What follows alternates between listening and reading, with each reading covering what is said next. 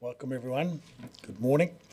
So we'll now resume our council meeting of yesterday, and the one and only item on our agenda is the sale of Aurora.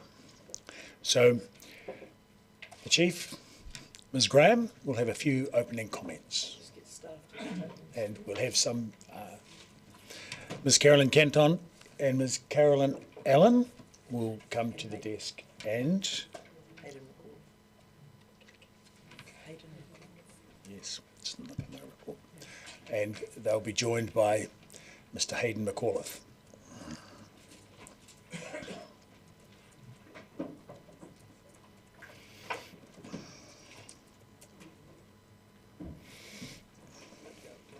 So, good morning, Mr Mayor and councillors and members of the public. Councillors, you have before you, for the first time, a staff report on the Aurora matter. You'll see that it's comprehensive and runs to a couple of hundred pages in addition to the various submissions from the members of the public. Staff are here to answer any questions you might have. You'll see that staff have not put a recommended option to you, but instead have laid out in a reasonable amount of detail the scenarios for you in the retain Aurora or sell Aurora.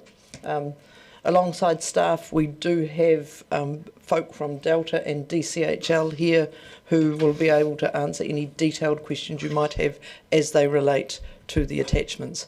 So staff are now ready, councillors, to answer any questions that you might have. And just before we start on questions, I'll just give notice that I have a motion from the Chair that I will present after we've finished with questions. So, first question. Councillor Fiesel. Tēnā koe, Mr Mayor, tēnā koutou. Generally speaking, should council opt to sell, who would facilitate such a sale and how much would they earn? Tens of millions?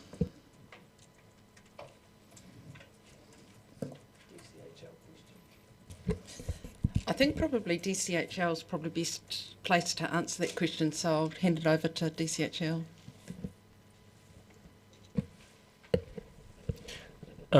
We would be looking to manage the sale process, so that would be within the normal course of our duties. We would look to appoint an advisor to assist with that process, and that would be done through a request for proposal. There is no advisor appointed at this stage. If I can though, Chair, the advisor would be paid a commission or a fee of some substance for the sale? Sorry, absolutely. That would be normal in the course of a sales process. Just for clarity again, would it be based on the sale price or would it be a fixed fee for the transaction? We would need to work through that process, but normally there is a commission component to that fee.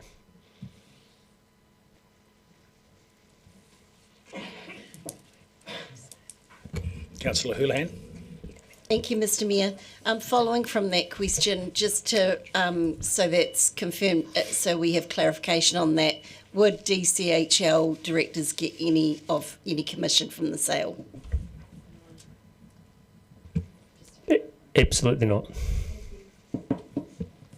Thank you. Councillor Walker. Yeah, thank you, Mr Mayor. And just straight off, it seems, just for the public watching and present, that there are questions, obviously, that we have been asking for months and months and months, but I think some of mine will be repeated questions today, but I think that's fair in the context of the people who haven't been party to many of our conversations. My first question, I have many, I'll come back and I'll let others ask some in between. A lot of this is premised, certainly the option to sell is premised on the fact that there is a suggestion of a premium now. So my question is, why a premium now? And is it fair to say that nobody can predict that there won't be a premium at some point? Hence, in fact, perhaps there likely will be. I don't know who wants to take that one. I can try. The independent advice from the directors is that premium is likely to be achieved now, but I think the report is quite clear that we can't predict into the future, so whether or not that premium exists in the future, we can't say. It is likely that it might, equally it is likely that it may not. So is it possible for me to hear from the director why the premium now? So the word specifically now. Yes, certainly. So the advice that we have provided and that we have also taken is based on transactions that have occurred, recent transactions where we are seeing premiums for this type of asset. And again, I'm conscious here that a lot of the responses maybe it's in the papers, but I'll go back to my opening comments that I think it's important that some people hear the answers. So, us, the DCC as a central planning authority, is it fair to assume that line company ownership is central to us as that planning authority, and whether or not real or not, there are potentially risks to us not being in that controlling position?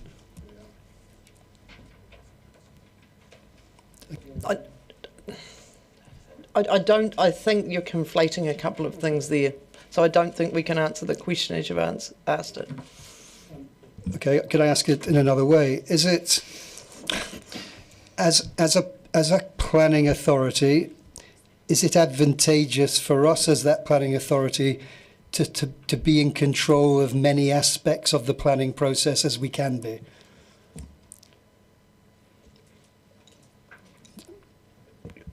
Again, I think what you're asking is around whether or not it is significant and we can control some of the future planning work through how we enable infrastructure. Is that what you're?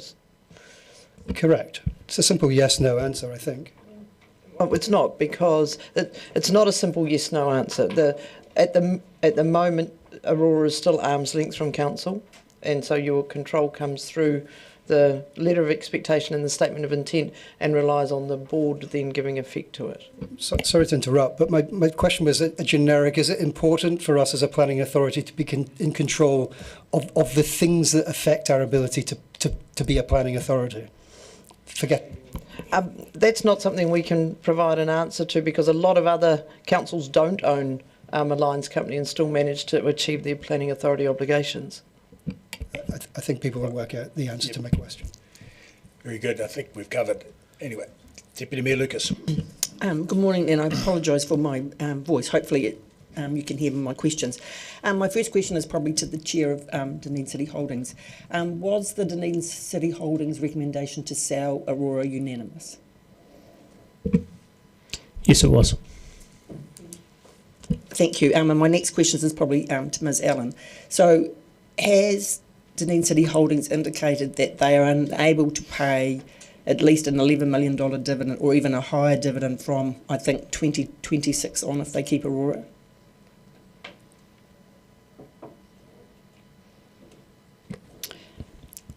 Thank you, Councillor. In the latest statement of intent report to Council, DCHL pointed out that they will pay a dividend to Council in the next 2 years, but they will be borrowing for it. And then from year 3 onwards, they would pay a dividend. They would pay a dividend, but they don't specify an amount. Sorry, they continue the $11 million, but that is when the Aurora dividends resume. But Aurora would be borrowing for them. So just to be clear, so they would borrow to pay the dividend. So we could borrow to pay ourselves a dividend, but if they didn't borrow, so therefore they can't out of free cash pay a dividend. So if they didn't pay the $11 million dividend, what would be that as a percentage as a rate increase? So if the DCC didn't receive the 11 million dividend, so that's 4.5% on rates. Thank you. So at the moment we have we've got an unbalanced budget. So this is this the third year of an unbalanced budget? Correct. And at best, from the scenarios in the modelling that you've done, we would have an unbalanced budget to at least 2030, which is in breach of the Local Government Act of continuing to have an unbalanced budget.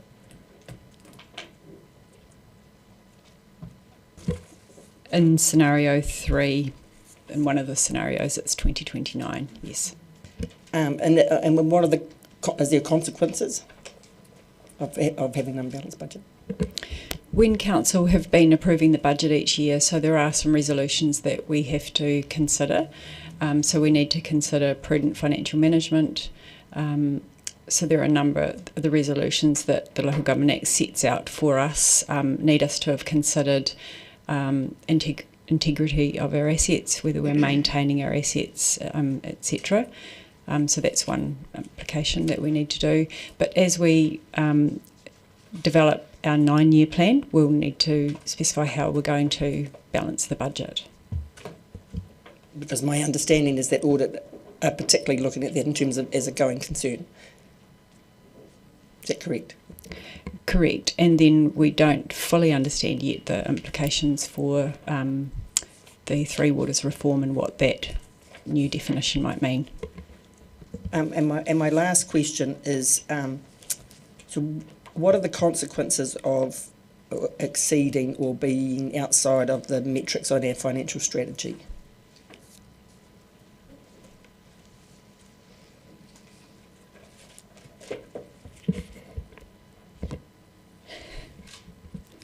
The council will need to, another thing to consider with the 9-year plan will be the financial strategy, and the limits in it are self-imposed, and saying that if we breach those limits, we would be reporting those in our annual reports and our annual plans. So in terms of LGFA and Standard & Poor's, is there an implication? So those limits are different. In terms of the Standard & Poor's limits, then that will affect our credit rating. In terms of the LGFA covenants, we can't breach those covenants. Because? Well, that's... Yes, so that would be a default. Yes. Thank you. Now, next we have Councillor Benson Pope, followed by Councillors O'Malley, Van der Vis, Gary and Houlihan. Councillor Benson Pope. Thank you, Mr Mayor.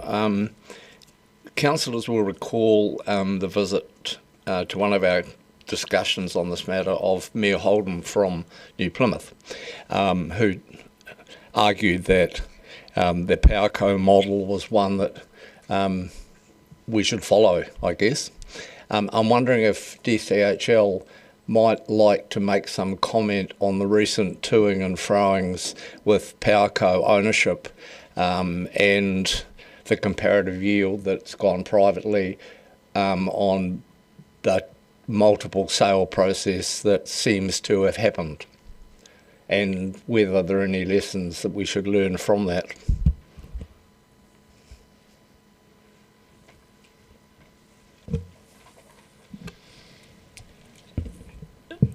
So I think just to reiterate your question, Councillor Benson Pope, you're asking if we can draw any lessons from the PowerCo transaction subsequent to sale.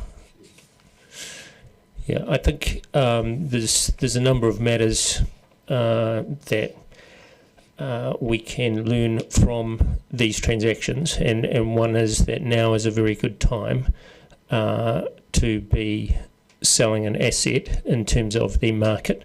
So we are getting good returns and good premium, and that is one of the rationale that we've put forward for the sale of Aurora. In relation to the New Plymouth District Council transaction, there are quite a few complications with that which make it very difficult, and we've tried to do a comparison to draw a parallel between returns, but we've been unable to from the financial information that's available. But I would say that the way that asset has been managed subsequently has been in an extremely aggressive stance. So there has been payment of dividends in excess of annual profits. There has been also quite significant capital injections into that asset, so it's quite a different asset today to what it was at the time that it was sold. And there is no indication that retention of that asset, or the 38% that New Plymouth District Council held, would have resulted in in Powerco being the same entity today as what it currently is under private ownership. So the way in which it has been managed under private ownership is quite different to how it may have been, and we can't draw any inference from that. Short answer is it's very difficult to draw a comparison. But we do know that it is a good time in terms of premiums being paid for these type of assets.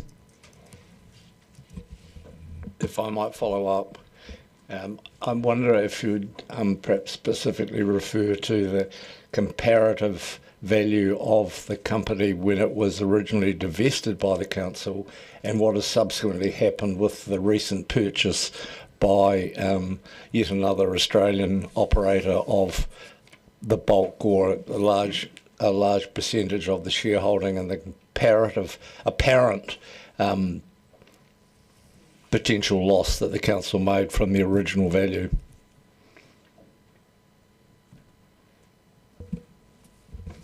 Look, I don't have those numbers in front of me, so I'm unable to make comment on that specifically. Okay. Councillor O'Malley. Thank you, Mr. Mayor. I want to go back to the current unbalanced budget, actually. So we know that it's effectively all three waters, and effectively it's the operating costs, and we could address it by increasing the water bill to address it right now. Is that correct?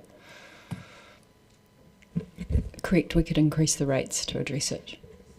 Under the new legislation, water, this is another debate for the future, but if it were to stay in-house, we have to basically ring-fence all the financing and everything associated with it. At that point, we'll be forced to balance that budget, and it can only be funded through water rates, correct? Correct. So anything we do here today has no impact on the water rate. Correct. When it comes to covenants, we have an LGFA covenant which has the debt ceiling, and it's associated between both the group and the council for the debt maximum. Is it true that we're the only council that has that relationship where both the group and the city are compared against just the city's ability to gain revenue?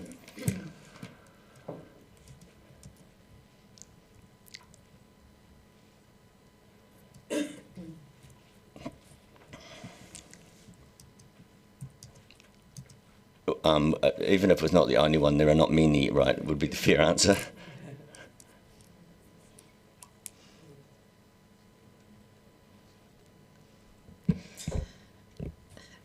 Yes, that is correct in the sense that our financing arrangements are done through a CCO, whereas most councils are financed directly at the council level. So there aren't that many in New Zealand. Thanks. It is to my understanding, in fact, we are the only one because of that relationship. It's also my understanding that LGFA have said that we can come back and renegotiate the covenant if we have to. Is that correct? That's correct. And then the covenant, while it binds us at this point, can be renegotiated, and that any sale today or not sale today would have no effect on the water bill, which is the reason that we are unbalanced at the moment. Correct. Thank you. Councillor Vandevers. What control does the DCC have over the arm's length operations of Aurora, apart from signing off a statement of intent and letter of expectation?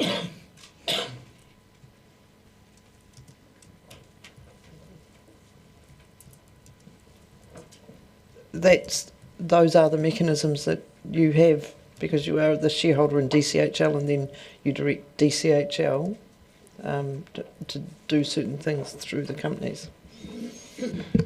So the only control that we have over Aurora is a statement of intent and letter of expectation? Yes, under the current arrangement, yes, that's true. Is Is it true that Aurora has some $700 million worth of debt and it only has a 26% equity?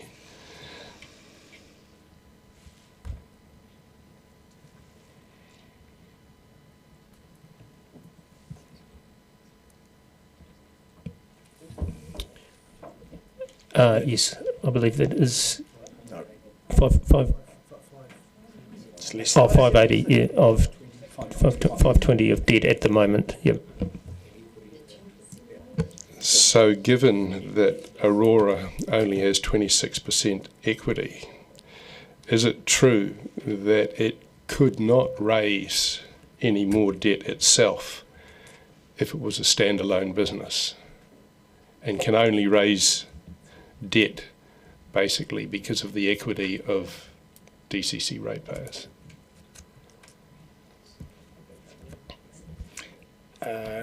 So we have probably two people that could probably answer that. We have the chair of DCHL and the chair of Aurora. So, because I think the fair answer to the previous question was no, it doesn't have $700 million worth of debt. It's only got 520, but 26% may or may not be the accurate figure. We're just checking on that. Yeah, correct. Equity's about 26%. And look, we haven't tested the market to know whether we could be funded externally or not because it's a requirement that we use DCTL. So I just simply don't know. Can I just check the debt figure? I think the debt figure is closer to 580. It's in the low 500s actually. It's projected to get to 580. 580 and 25. Yeah. By the end of the By financial sale year. date. By the end of 25, it's 580. Yeah. I counted the the debt squares on the latest debt graph of the Aurora line above the group debt line above the DCC debt, and I apologise because what I've included is not just the Aurora 580, but included some of the other company debt as well. So my apologies for getting that figure slightly higher. Is it true that our combined DCC and company debt is already costing us $1 million a week in interest only at 5%?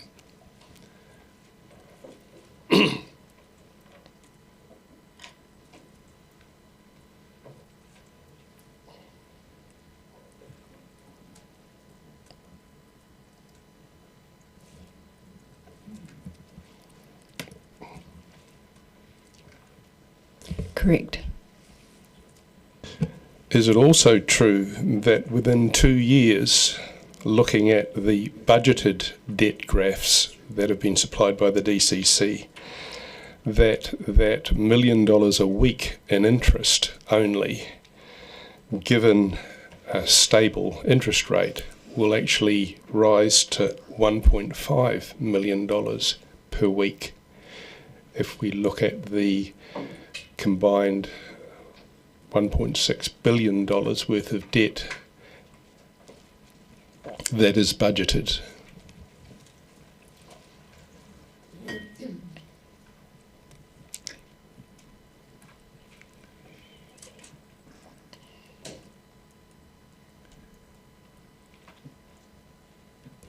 In scenario 2, that's correct. Is it also true that by 2027 we will have, on current budgets, completely breached our $1.6 billion debt cap if we don't sell Aurora?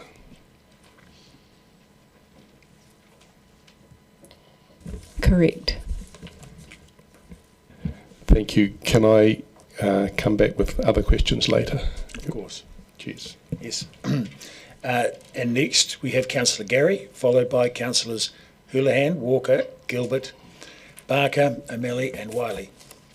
Thank you, Mr Mayor. I want to begin by acknowledging the members of the community in the gallery.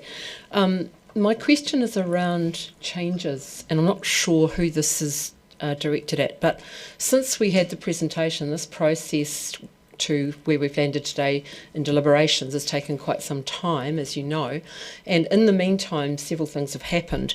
One of them is the PowerCo sale, well, that was earlier in the year in fact, but there's been talk of a shake-up in the electricity sector, and then one of the ideas that's been floated at the local government conference is that the government might put a rate cap on.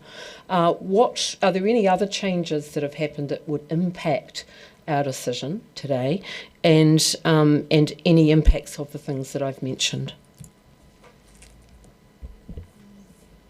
I think the things that you mentioned have been covered in the report, including the possibility of a revenue cap, albeit there are no details around if or what that might look like. And nothing further to add to that? No other changes that you're aware of since the presentations were made? Okay, thank you.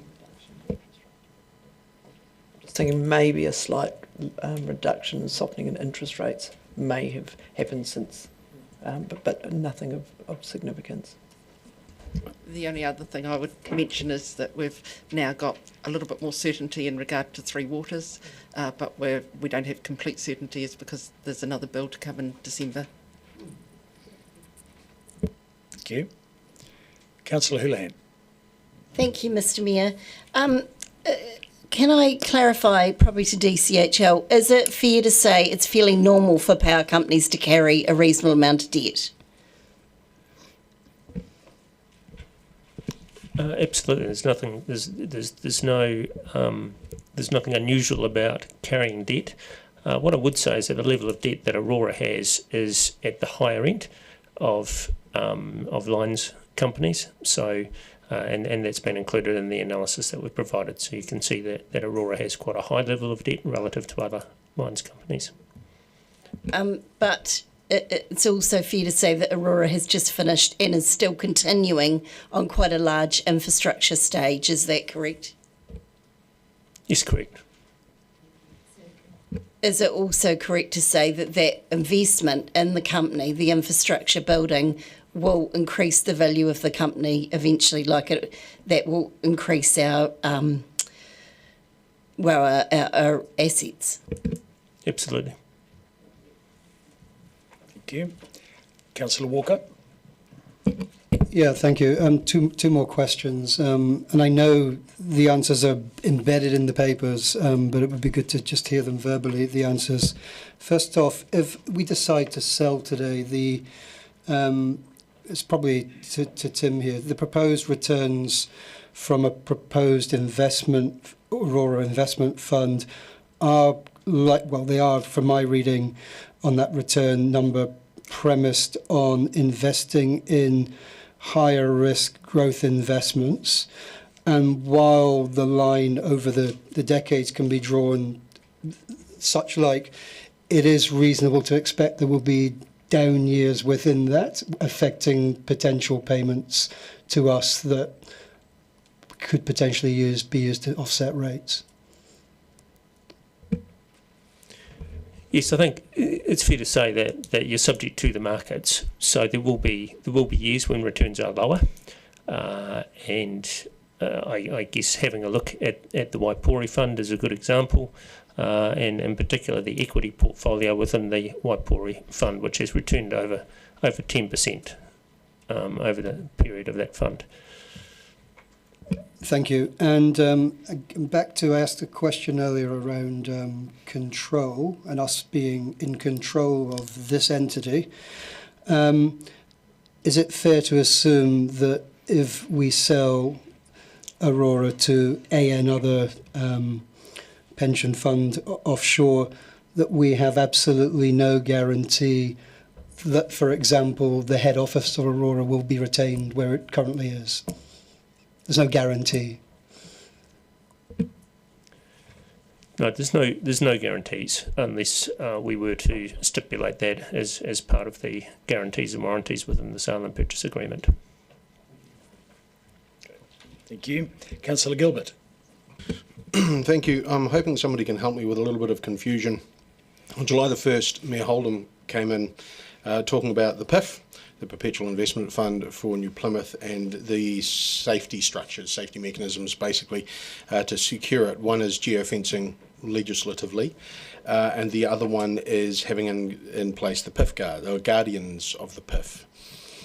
At that presentation, I questioned him on what it would take to either dip into the fund and then subsequently dissolve the PIF guardians. At that meeting, he said that it would be a supermajority and the guardians to dip into the fund, but just a standard majority to dissolve the PIF guardians. Whereas in the document on page 168, there is an amendment which says that no amendment of the to this deed will be effective unless blah blah blah, not less than 75%, so a supermajority of elected members. I'm curious as to when this amendment came in, and is Mayor Holdham's statement correct, or is this one correct, or have I misread something somewhere? I suspect that's a level of detail that we just don't know the answer to. We could reach out. Does anyone know? It's likely the document is correct, but we would have to check. Yes, I think we'd have to come back to you on that. We'd want to check the legislation itself, actually. Okay. Councillor Barker. Thank you, Mr. Mayor. I'm just working my way through some questions here, but I have just in front of me the last financial results for the Dunedin City Holdings year ended 2024, which were presented to council recently. Just want to check the figures because there's been some question about the debt. I just want to check, is it correct that the Aurora debt is $538 million?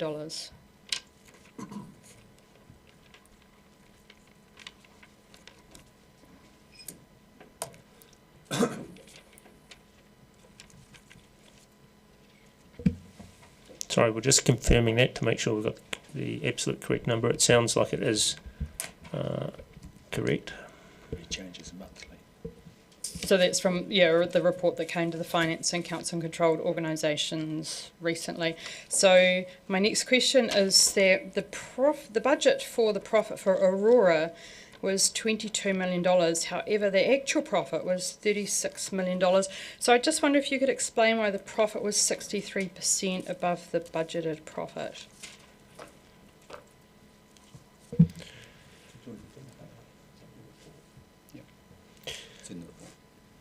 Yeah, it is in that report. There are a couple of factors. One is that the profit is impacted by the colder winter, so that does drive the profit up, and I think Steve. Yeah, sorry, I'll just pass over to Steve. He's probably best to.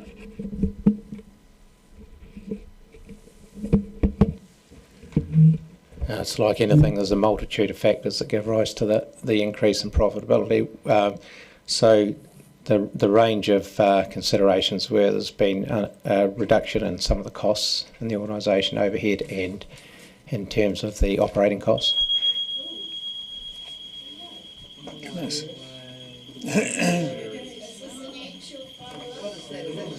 It's a smoke alarm, surely. Can you get that report up? Yeah, okay.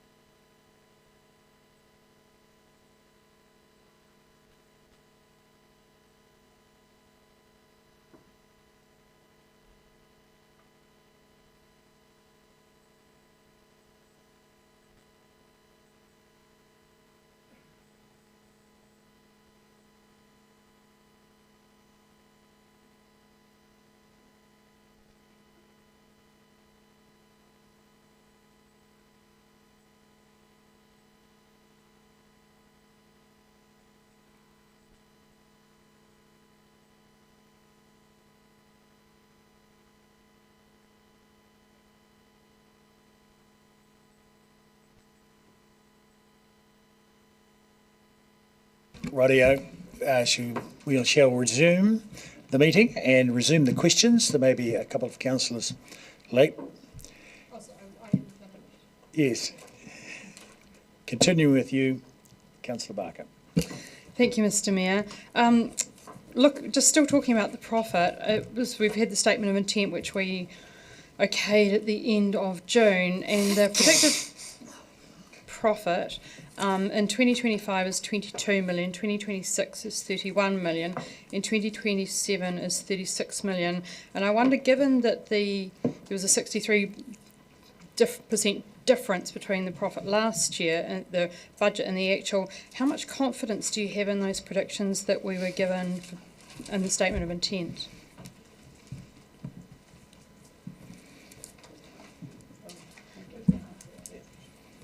I'm happy to answer that and to address your original question, if you like, relating to the profitability and the reason for the variance, 60% variance.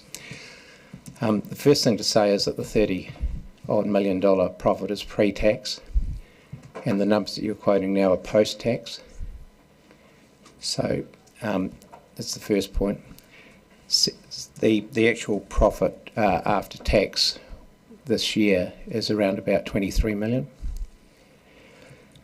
And that profit's made up of the excess over the budget is primarily due to higher use of systems revenue, which is the volume factor of higher power consumption, but mostly related to the customer initiated work. So a lot of growth activity in Central Otago. So you could argue that that's beyond our expectations, certainly was. And that resulted in an extra $16 million spend on capital at the same time. So the two go together in reality. And the result for the year was a cash flow deficit of over 40 million. Despite the profit of after tax of 23 million, there was still a cash flow deficit of over 40 million in that year. In terms of the projections going forward, they're our best estimate. It's fair to say that economic activity last year was significantly beyond everyone's expectations, but I don't have a crystal ball to understand what the future holds. All I can say is the projections are based on our past history and expectations of growth, and to do that we've actually consulted with the local authorities significantly and local developers to try and get a handle on the level of development in the future. So a couple more questions from that. When you talk about the cash flow deficit, $40 million, does that mean that $40 million was borrowed to fund the capital works? Yes, I think the number's about 44 million that we borrowed during the year, yeah. And my next question is, when I go back 10 plus years, every year Aurora seems to get 1,000 more customers. Is that, and it has been a trend for the last, gosh, I mapped it 13 years back, I think. Is that a trend that you see continuing? Yes, that's our expectation and has been built into the projections. Excuse me. Thank you. Councillor O'Malley. To me, way up at the top of page 6, just want clarity on the report. Part I says that under either scenario at the bottom of the thing, no dividend will be budgeted from DCHL for 26-27 years. So if we sell Aurora, there'll still be no budget. There'll be no dividend from DCHL. Just confirming that. I think, are we talking the assumptions to the scenarios there, is that right? Under either scenario, so it doesn't matter which way or the other. Page 6, part I. If I could answer that, that is the scenarios that we developed. We assumed dividend in the first year only from DCHL. Regardless of the sale of Aurora. Sorry, Councillor. In the keep scenarios, that was our assumption. In the sell scenarios, we had Aurora fund income. Now I'm having trouble understanding that statement. Can you just point me? I'm sorry, my pages must be different. 6 on it's part I. It's right at the top of the report. It's page 6 on the. Under the recommendations.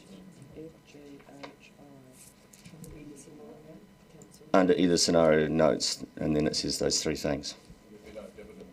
No, I'm asking the staff for an answer. One moment, we can just check that. Yeah, that statement is correct. Wanted to be clear. So no matter what happens, there's no dividend from DCHL expected. In our scenarios, yes. Yep. Ones are just obvious, right? Increased debt levels will require to be met, councils, and resume assumptions. That's just what we'll have to do, right? Correct. Thank you. Councillor Wiley, followed by Councillor Benson Pope. Mr Mayor, my first question is actually to you, and that is what commentary or feedback have you had from the mayors of Queenstown Lakes and Mayor of Central Otago? Jules, that question was for you. Sorry. What commentary feedback have you had from the Mayor of Queenstown Lakes and the Mayor of Central Otago around this whole process, if any? No, none. The mayors haven't expressed any opinions or thoughts to you? I don't think, they haven't made any particular comment as a desired way to go for us. No. Okay. To go back to Councillor Houlihan's earlier question around borrowing money. If you borrow money and invest to grow an asset and that asset increases in value, then would that be considered actually good debt?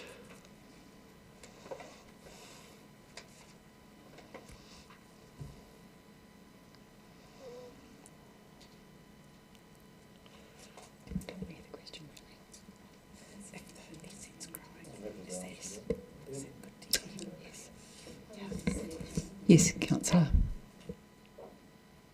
So if Aurora basically borrows and spends another 500 million over the next 5 years, then the increase of the value of the company would increase by 500 million plus. Would that be a fair assessment?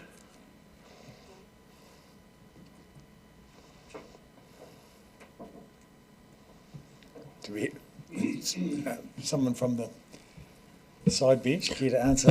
I think the question is if Aurora borrows and uses that money to invest in assets which are approved under its regulatory framework, would that be a good investment? Is that correct? Yes, it would. It's a regulated return.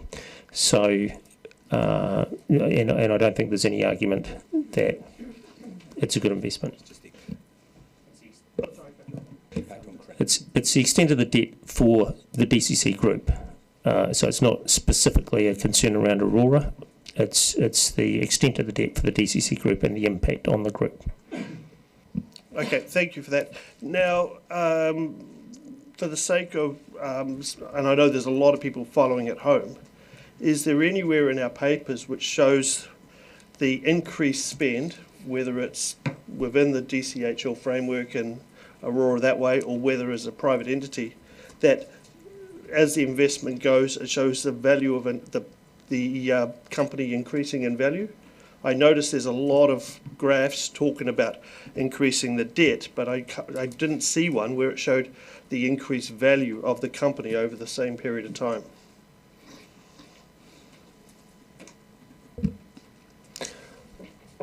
I don't think we've made any statement around the value of the company, both at this point in time in terms of market value or going forward within the papers.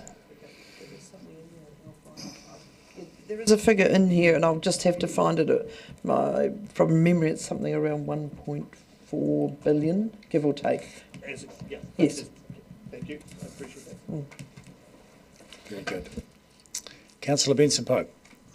Thank you. It's a question for staff. I'm looking at the papers for the full year report to 30 June, and I just wanted to ask about the borrowing metrics that we set for ourselves. Could you just explain to the audience, please, the meeting and the audience, how we arrive at those metrics and what they are? And I'll come back to the specific question about them in a moment.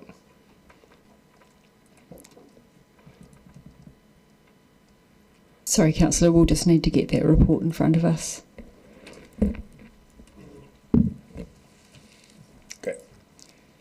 Count. Oh, is that going to count? Yes.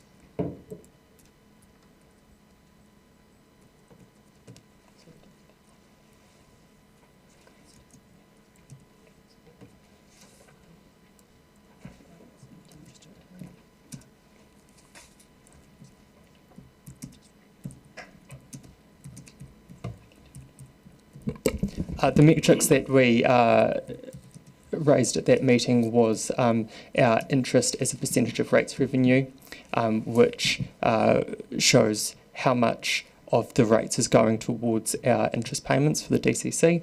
The interest as a percentage of total revenue, which is the same, just considering total revenue instead of rates revenue. And the third metric is debt as a percentage of total revenue. All of those are within our financial strategy. And the numbers for them at 30th of June was 12% is rates revenue as a percentage of interest against a budget of 12.9, so we're favourable for that one. For interest as a percentage of interest as a percentage of total revenue was 7.1%, which is against a budget of 7.8, again a favourable variance. The third one is debt as a percentage of total revenue, which was 171% against a budget of 175. The financial strategy limit of that is 250%.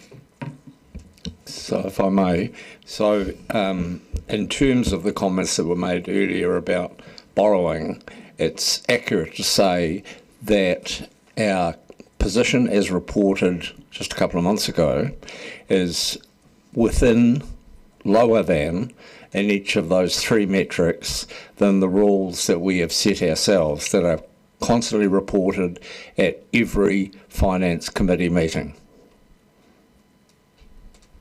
Correct, Councillor. Councillor Houlihan. Thank you.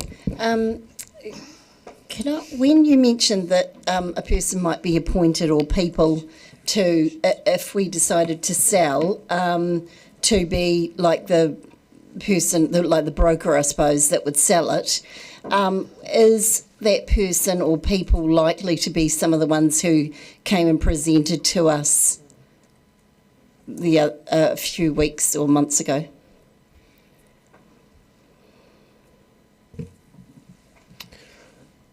I think that Forsyth Bar would be invited to provide a proposal.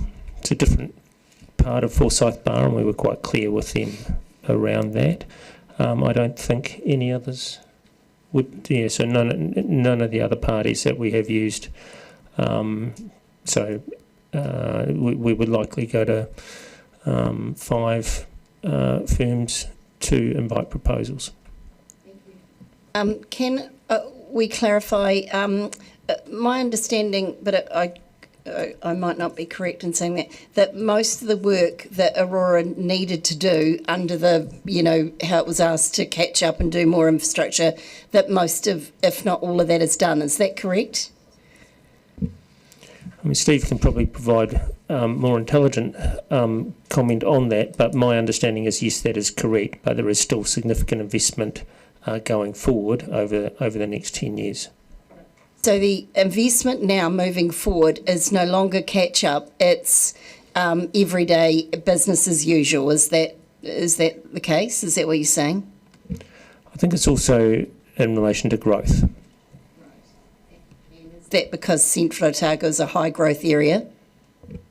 Yeah, the investment is primarily in the Central Otago region. Steve, did you want to? Mostly. Yeah, mostly. Because of that growth, does that mean that we'll have a lot more users on that Aurora will then gain a lot more users? I think it was mentioned earlier, 1,000 users or more than 1,000 every year, was it? I think. Yeah, the 1,000 a year is mostly around residential customers. The real step change occurs around the activity like Santana First Light, Silver Light, sorry, those types of projects. The airport, probably not, but they're the real big bang ones that make a big change in our spending levels. But one would assume that once those come on board, that they're actually, customers, so they're paying us for the service. Oh, absolutely, and it's a great thing to happen. I mean, all that happens is that you're spending money now for the next 50 years and you get an income stream over the next 50 years related to that spend. So you'd hope that out of the money that we've spent on the infrastructure, there would be profit, once they're actually paying us. Well, under the regulation, as soon as you spend the money and commission the assets, then you're able to achieve the revenue streams from the customer base subject to the 10% cap. And now we have a question from the Chief Executive for the purpose of clarity. I'm just following up on Councillor O'Malley's question because having read recommendation I just wonder, Ms Allen, if you could clarify that under both scenarios why no dividend would be budgeted from DCHL, because if you had an investment fund you would be getting an income. So just for clarity what that means.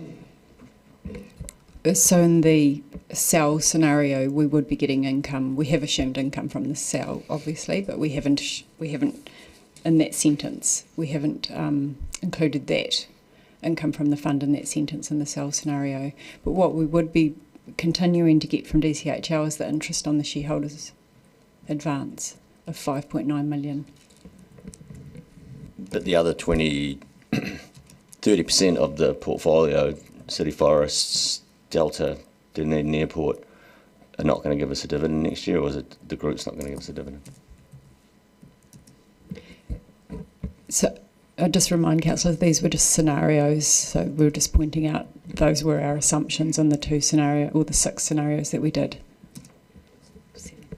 This begs the question, what's the rate of return on those investments? Thanks. Right. Now, I have no more questions on the books. Do we have any more? Councillor Vandervis. Have Standard & Poor's recently downgraded our previously good DCC credit rating outlook to negative, largely because of increasing debt?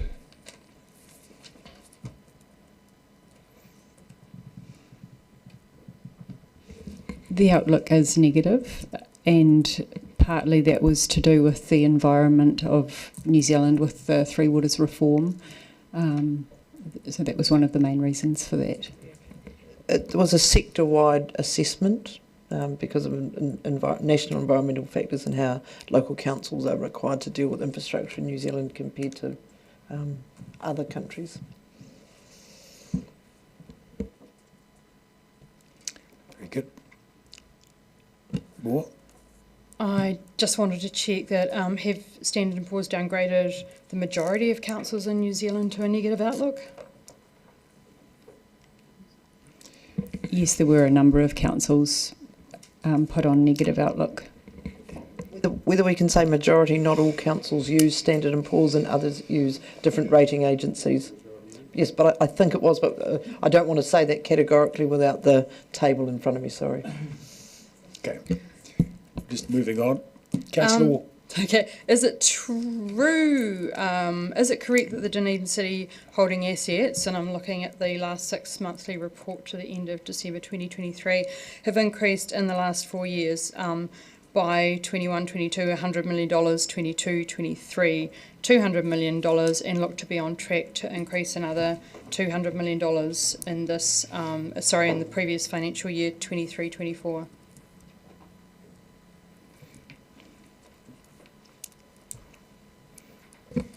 So which figures are you quoting, please? Quoting the figures from the 6 monthly report, the group financial statistics, and it says total assets. So in 2021 we have 1.4 million, in 2022 we have 1.6 million, in 2023 we have 1.8 million, and then billion, thank you, and then in the 6 months to December 2023 we have $1.9 billion. So would that be true that the trend is that the asset value is increasing? That's not quite correct. The total assets isn't a measure of the asset value. That's the amount of the assets at a historical cost. So what we're seeing here during that time, as Aurora particularly spends money increasing its network, the total assets increases, but so does the debt. That doesn't necessarily increase the value of the assets and the net wealth of the group. Oh, I thought the question that I asked is it correct that the DCHL assets have increased? Yeah, if those numbers are as reported in the 6 monthly accounts, they're absolutely right. That's the total asset value. It's not the valuation. Right, you done? You there? Good. Councillor Walker. Yeah, thank you. I'm hoping, Tim, you can maybe answer this one. And it's around just the public interest in this. I think it's on page 13, item 56, and there's a list A to L there, which shows the concerns as raised from the public submissions.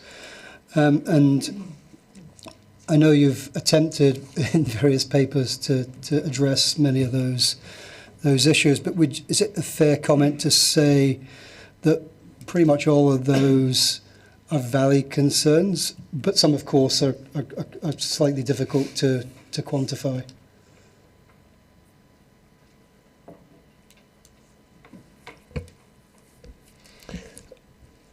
So, Councillor, I think your question is the concerns raised by the public, are they valid concerns? Absolutely. I think it's valid, each of the concerns that the public have raised, and we have taken those concerns very seriously and brought further research back to Council to help address those concerns and give Council comfort that the recommendation around the sale of Aurora addresses those concerns as well, in terms of, I guess as an example, protections around the investment fund, and I know that is something that Council have taken very seriously. Thank you for that. And I'll just go, and I guess it swings both ways here, because I'm going to look at, I think it's example J, around the concerns from the submitters around sell-offs from elsewhere. And one that I've researched and comes to mind is Thames Water in the UK. So I guess, I know the answer to this, but I'll ask it anyway. It's fair also that those examples from elsewhere should form part of an overall decision, in the same way that the assumptions that have been produced should be considered in that decision. Well, I think we all take learnings from what's happened in the past. So, I think that there's a number of factors. We have also undertaken research around transactions that have helped guide our recommendations as well. So, yeah, it's definitely important to learn from what's happened in the past. Councillor Gary. Thank you, Mr. Mayor. Carolyn, I think this one's for you.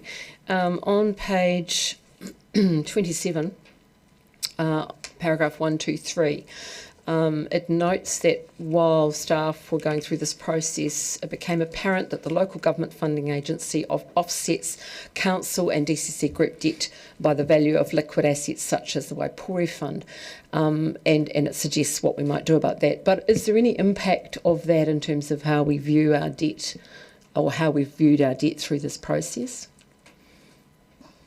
And in relation to Aurora, obviously, particularly. What it means for our debt, if we take that into account, then it reduces debt by 100 million, whatever the value of the Waipori Fund is. Thank you. Councillor Fiso. Tēnā koe, Mr. Mayor, tēnā koutou. My question, I've got a couple. My first question relates to attachment E, page 64, portfolio options analysis. and I think DCHL says that Aurora Energy does not require public ownership. Well, to ensure it's under that to ensure community and consumer interests are protected. So as part of that, it's possibly in the papers, but I just want to ask this question for the public. As part of reaching that conclusion, did the Aurora board or staff, chief executive, actually canvass the employees? My concern from this process has always been the employees and their whānau.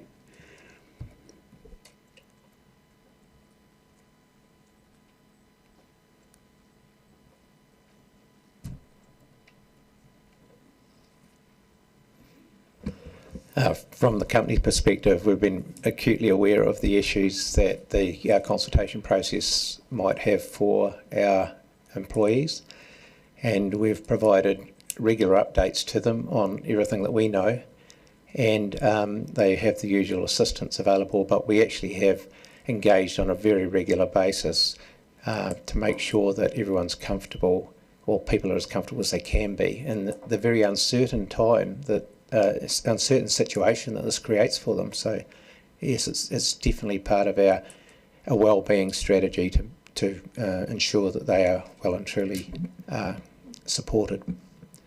So do you have a process in place should there be a decision to for sale and people can access wellbeing assistance? Given I assume that there will be, if you look at privatisation things all over the world, the Western world, there have been layoffs. If a decision is made to put the company up for sale at some point, we will escalate our interaction with the staff at that point, but we can't really do anything at this stage other than support those that are feeling uncomfortable with the consultation process. Tēnā koe. And my final question relates to page 66 under the recommendation talking about international infrastructure investors actively seeking investments at this time. And connected with that is a communication we all received last week, or I can't remember when. There's been so much, as you will appreciate, so much being exchanged via email. This comes from Tony Clare, a local developer, and he has highlighted for us, the Dunedin City Council is reportedly in the process of appointing banks for a sale of its New Zealand dollars 1.5 billion electricity distribution network, Aurora Energy. Now, of course, I assume, as in all sectors, there's rumours, but do you have any idea of how these rumours started?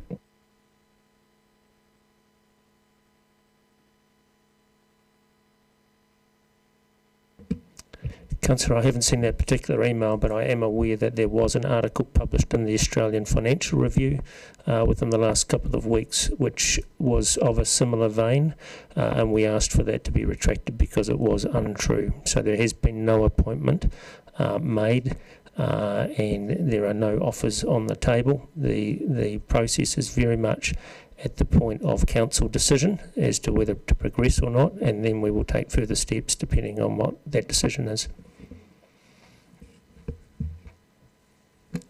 Councillor Ackland. Thank you, Mr. Mayor.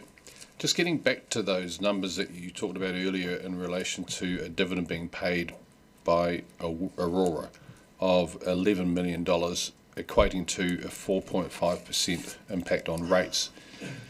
So just for clarity, if there was an $11 million dividend in year one, whatever that year, whenever that year one may be, so you got 11 million, so that's a 4.5% contribution to rates on average.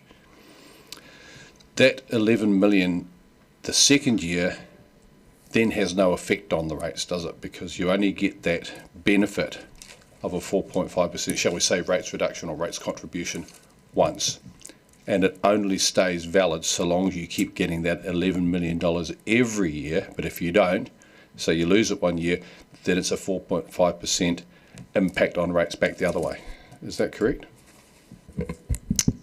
Correct, Councillor. It's a one-off impact when it is removed. So at the moment we have the $11 million in the budget in the current year. So that 4.5% assumes that next year we remove that, and the impact on the rates is a one-off increase.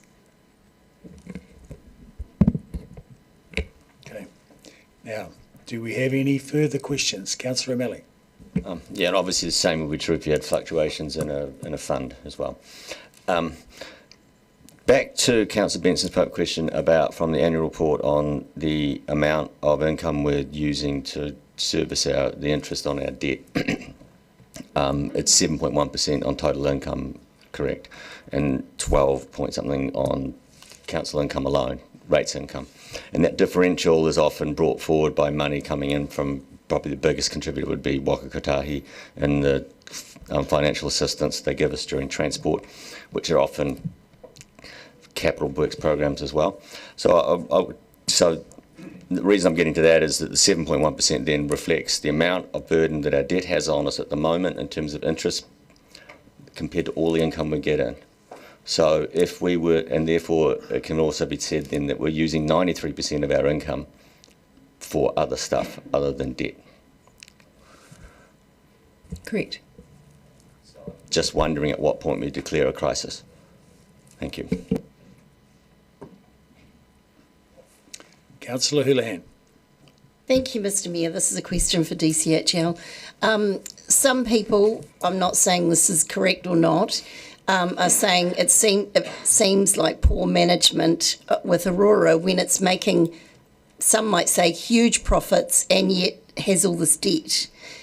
Can you explain that, please, and why when you talk about huge growth in the future, and we've done the expansion, we've done a lot of the work that had to be done, and we're obviously, well, one would assume we're going to have a lot more profit because we've had a lot of growth, why there will be continued debt? So look, I'd just say that we are very happy with the management and operations at Aurora. So I think the company has done a lot of work to turn around a situation a few years ago that was not so pleasing. And so that's my first statement. The company is performing well, and debt in itself for Aurora is not a bad thing. Okay, and I think we've covered that off in the sense that if Aurora borrows in order to invest in its infrastructure, and that forms part of its regulatory return, then that is beneficial for the company and the value of the company. So debt in itself is not a bad thing. Our concern has been in relation to the debt for the city overall, and the requirement that Aurora has to further invest in its infrastructure into the future, which will require the city to fund that because we don't have access to other capital, so we have to fund it via debt. So it's not that Aurora is mismanaged or a bad investment. We're not suggesting that at all. Our concern is Aurora the right investment for the city, and particularly given the expectation that the city has for cash return from its companies, and that's been clearly set out in the letters of expectation given to DCHL, and DCHL has been asked to come up with strategies in order to provide better cash returns to the city, and hence why we've come forward with this proposal. But we're not suggesting for a minute that Aurora is mismanaged or a poor investment. Does the DCHL have a plan for debt reduction in the future, given the growth and the expected profit from Aurora, if it's not sold?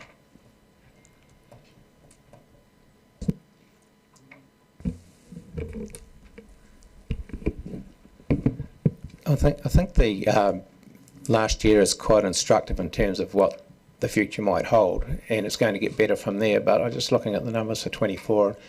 We spent 109 million on capital expenditure, right? And so where do we get the money to fund that from? Well, you got 67 million from our operating profit, and the depreciation charge effectively releases cash as well. So 67 million from our profits for the year, and we spend 109 on capital. So that gap is met by extra borrowings.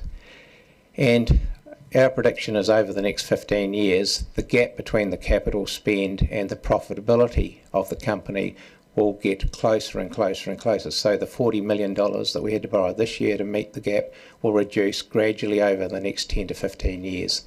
And eventually, our expectation is that in 10 to 15 years' time, they'll be about equal. And then after that period of time, we expect to be able to have surplus cash to provide dividends or pay down debt. Thank you. Is it possible to slow down because you've already met the infrastructure that was, that hadn't been done.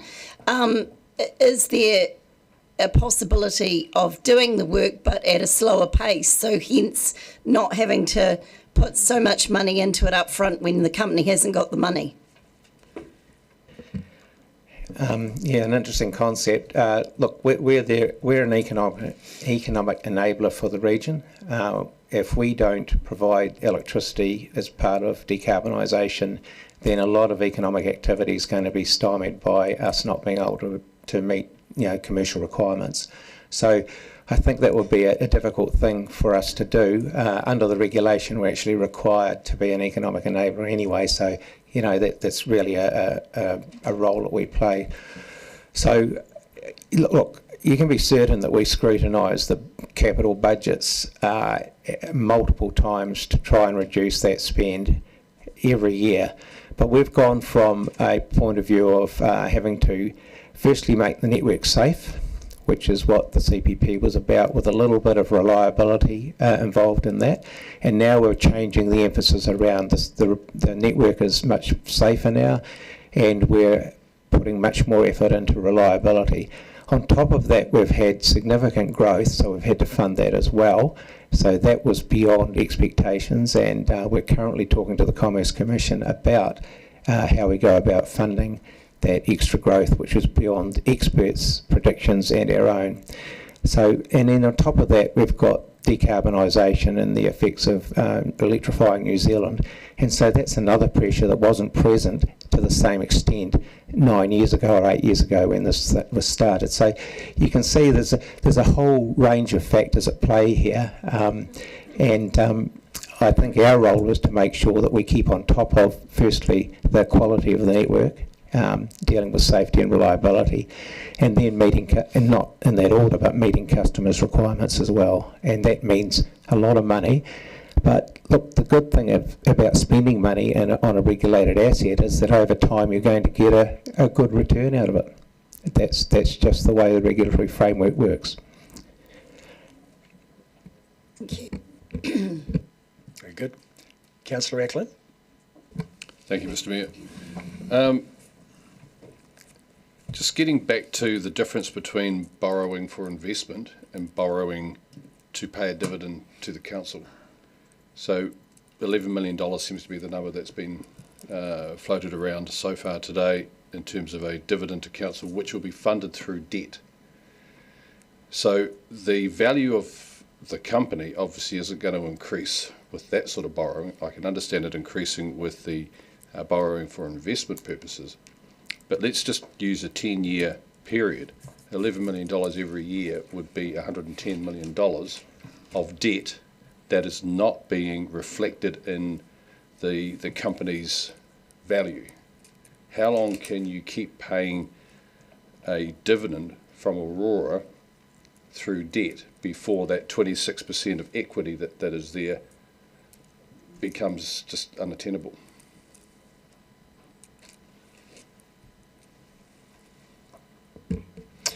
I think we need to be a wee bit careful about dividends from Aurora versus dividends from DCHL. So the $11 million is a dividend from DCHL to the city, and we have included that in our statements of intent for the current year and the next 2 years. Over that period, we will have to borrow, not $11 million per annum, but we will have to borrow in order to fund that commitment to council. So the amount that we have to borrow is less than $11 million a year. Over that period, we are anticipating that we will have special dividends from city forests to support that. And in the third year, at this stage, we have anticipated a dividend from Aurora. So our period and our commitment to council is over that 3-year SOI period. Given that we're anticipating a dividend from Aurora in year 3, we would anticipate dividends from Aurora going forward, but we're not in a position to make a commitment around that at this stage. But we would not be expecting ongoing special dividends from city forests at that point in time. I don't think that's really answered your question, but I think it's important that we just make that distinction. In terms of Aurora, so if we just looked at Aurora and their borrowing, they are borrowing, or they're not able to pay a dividend out of their free cash flows because they're having to invest so much into their network. If they didn't have to make those investments, then yes, they would be able to pay their dividends out of free cash flows. But the reality is that they're having to invest, and so that's why they're also then borrowing to pay the dividend. But the value of the company, we would expect, would always be increasing more to offset the dividend payment. So that the net value of the company would still be, it wouldn't be going backwards in terms of its net market value. Very good. Councillor Barker. Thank you, Mr. Mayor. I was very interested because we have been asking what does the asset look like in 30 years, to hear that in 10 to 15 years there would be a profit, and the gap between the borrowing and the profit becomes smaller over that time, and I think we've seen that trend. I hate to ask this, but have you any idea of what the profit might look like in 10 years? Is this, is it 10 million, is it 11 million, or is that too far to predict? Too far to predict?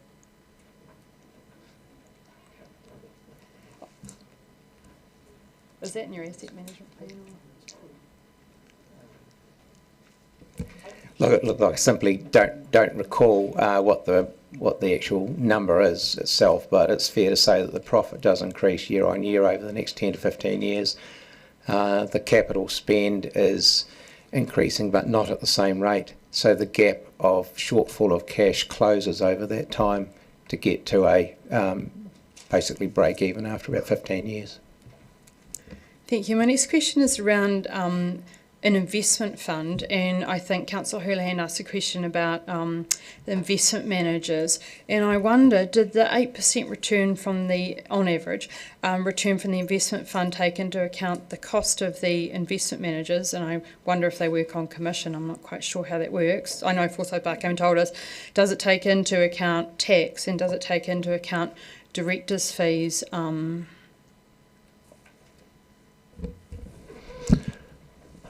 The easy answer to that question is yes, it does take into account those things. But to just break that down a little bit further, there is no tax with the way in which this would be set up.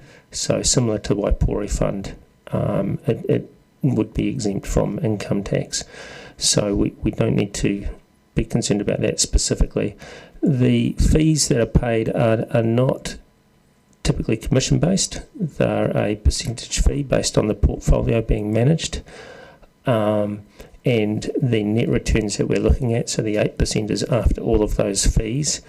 At this stage it's unclear what the structure would be, but I would anticipate it would be governed by DCHL, so the directors' fees are covered within DCHL in a similar way that there aren't directors' fees within Waipori either.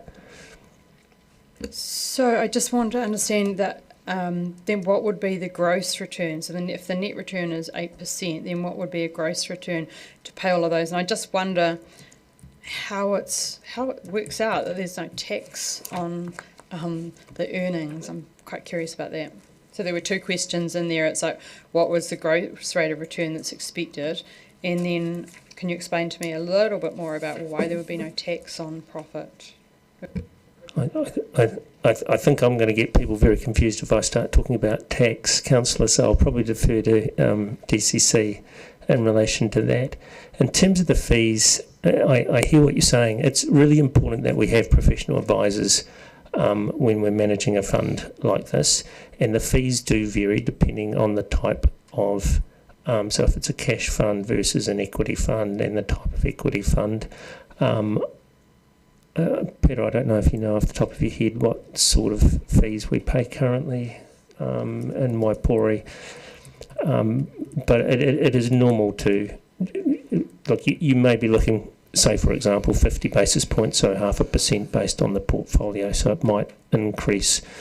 If you're looking at a gross return, you might be looking at 8.5% versus 8%. It would just depend on what those fees are, but those are negotiated with the investment managers up front.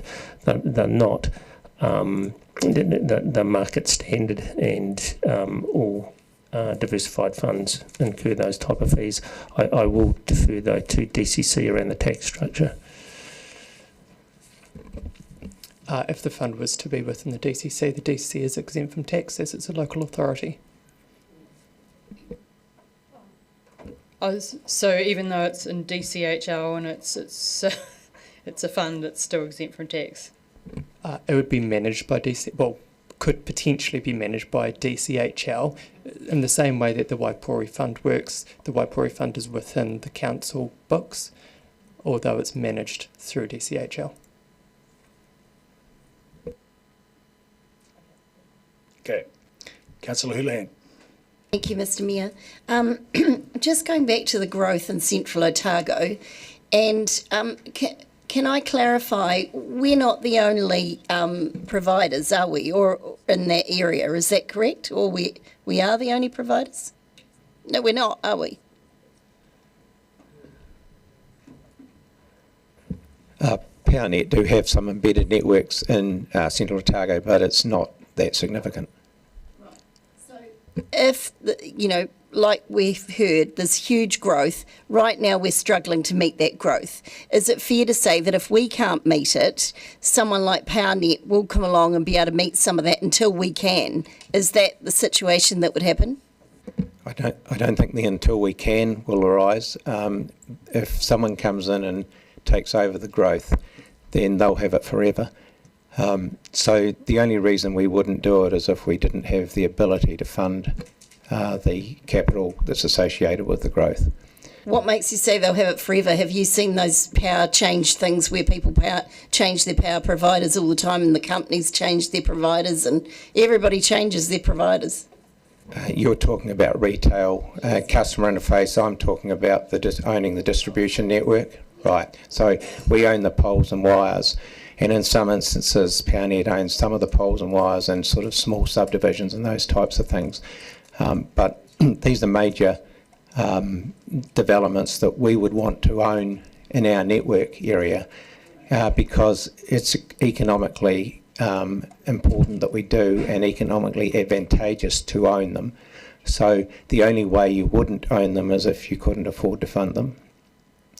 Can we afford to fund them?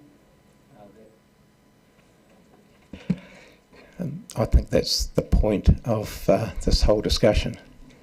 So your answer, just to clarify, is because we can't afford to fund them ourselves, you're saying we should sell the company so that other people can afford to fund them. Is that what you're saying? Let's be clear, the company does not have a view on the process that is currently under consultation. This is a DCHL initiative, not a company initiative. We're ambivalent as to who our shareholder is, and as long as we can get access to the capital to carry out the work we need to carry out, we are very happy. Right, but if it sells, DCHL won't be connected with Aurora. Yeah. I think the question's been answered. Right, you think you're happy with that answer? Okay. Councillor Gary? Thank you, Mr Mayor. There's been a lot of discussion around if Aurora is sold and put into a diversified fund, what are the protections around that? And we've heard about that, and we've also heard about the regulatory environment that limits and protects, in some ways, how much is going to cost our community for electricity. And the question I want to ask, Since all of that information was presented, the thing that has changed, I believe, is in the community, the lack of trust in terms of central government and the possibilities of central government changing the rules. Do you have any comment to make about that, Mr. Lone, at all? And there's a piece in the Saperi, I don't know if I'm pronouncing that correctly, where it talks about, let me see if I can find it. It's hard to see the circumstance whereby the fundamental presence of the stated aim is undermined by a future government. But I'm just wondering how you view the current lack of trust in the government, in the community around changing the rules, because we've seen that happen since this discussion started. Look, I probably don't have a lot of comment to make on that. Obviously, trust is quite a personal thing, and I accept that there is a lack of trust around changes in government.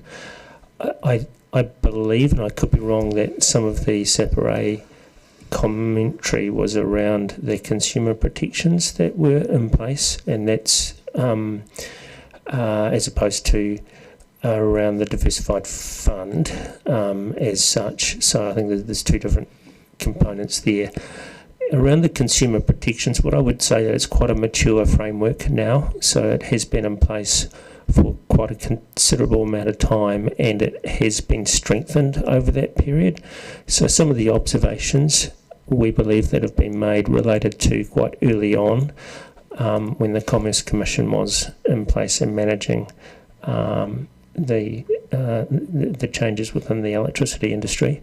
I think that has now matured quite a bit. Steve has probably got comment that he could make on that. So we believe it would be very unlikely that a future government would now come in and undermine what is quite a robust process that is in place around consumer protection.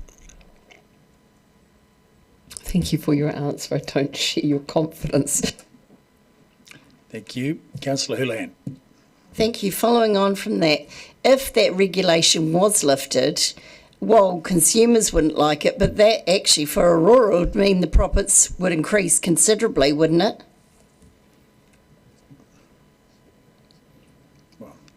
Question for DCHL, please.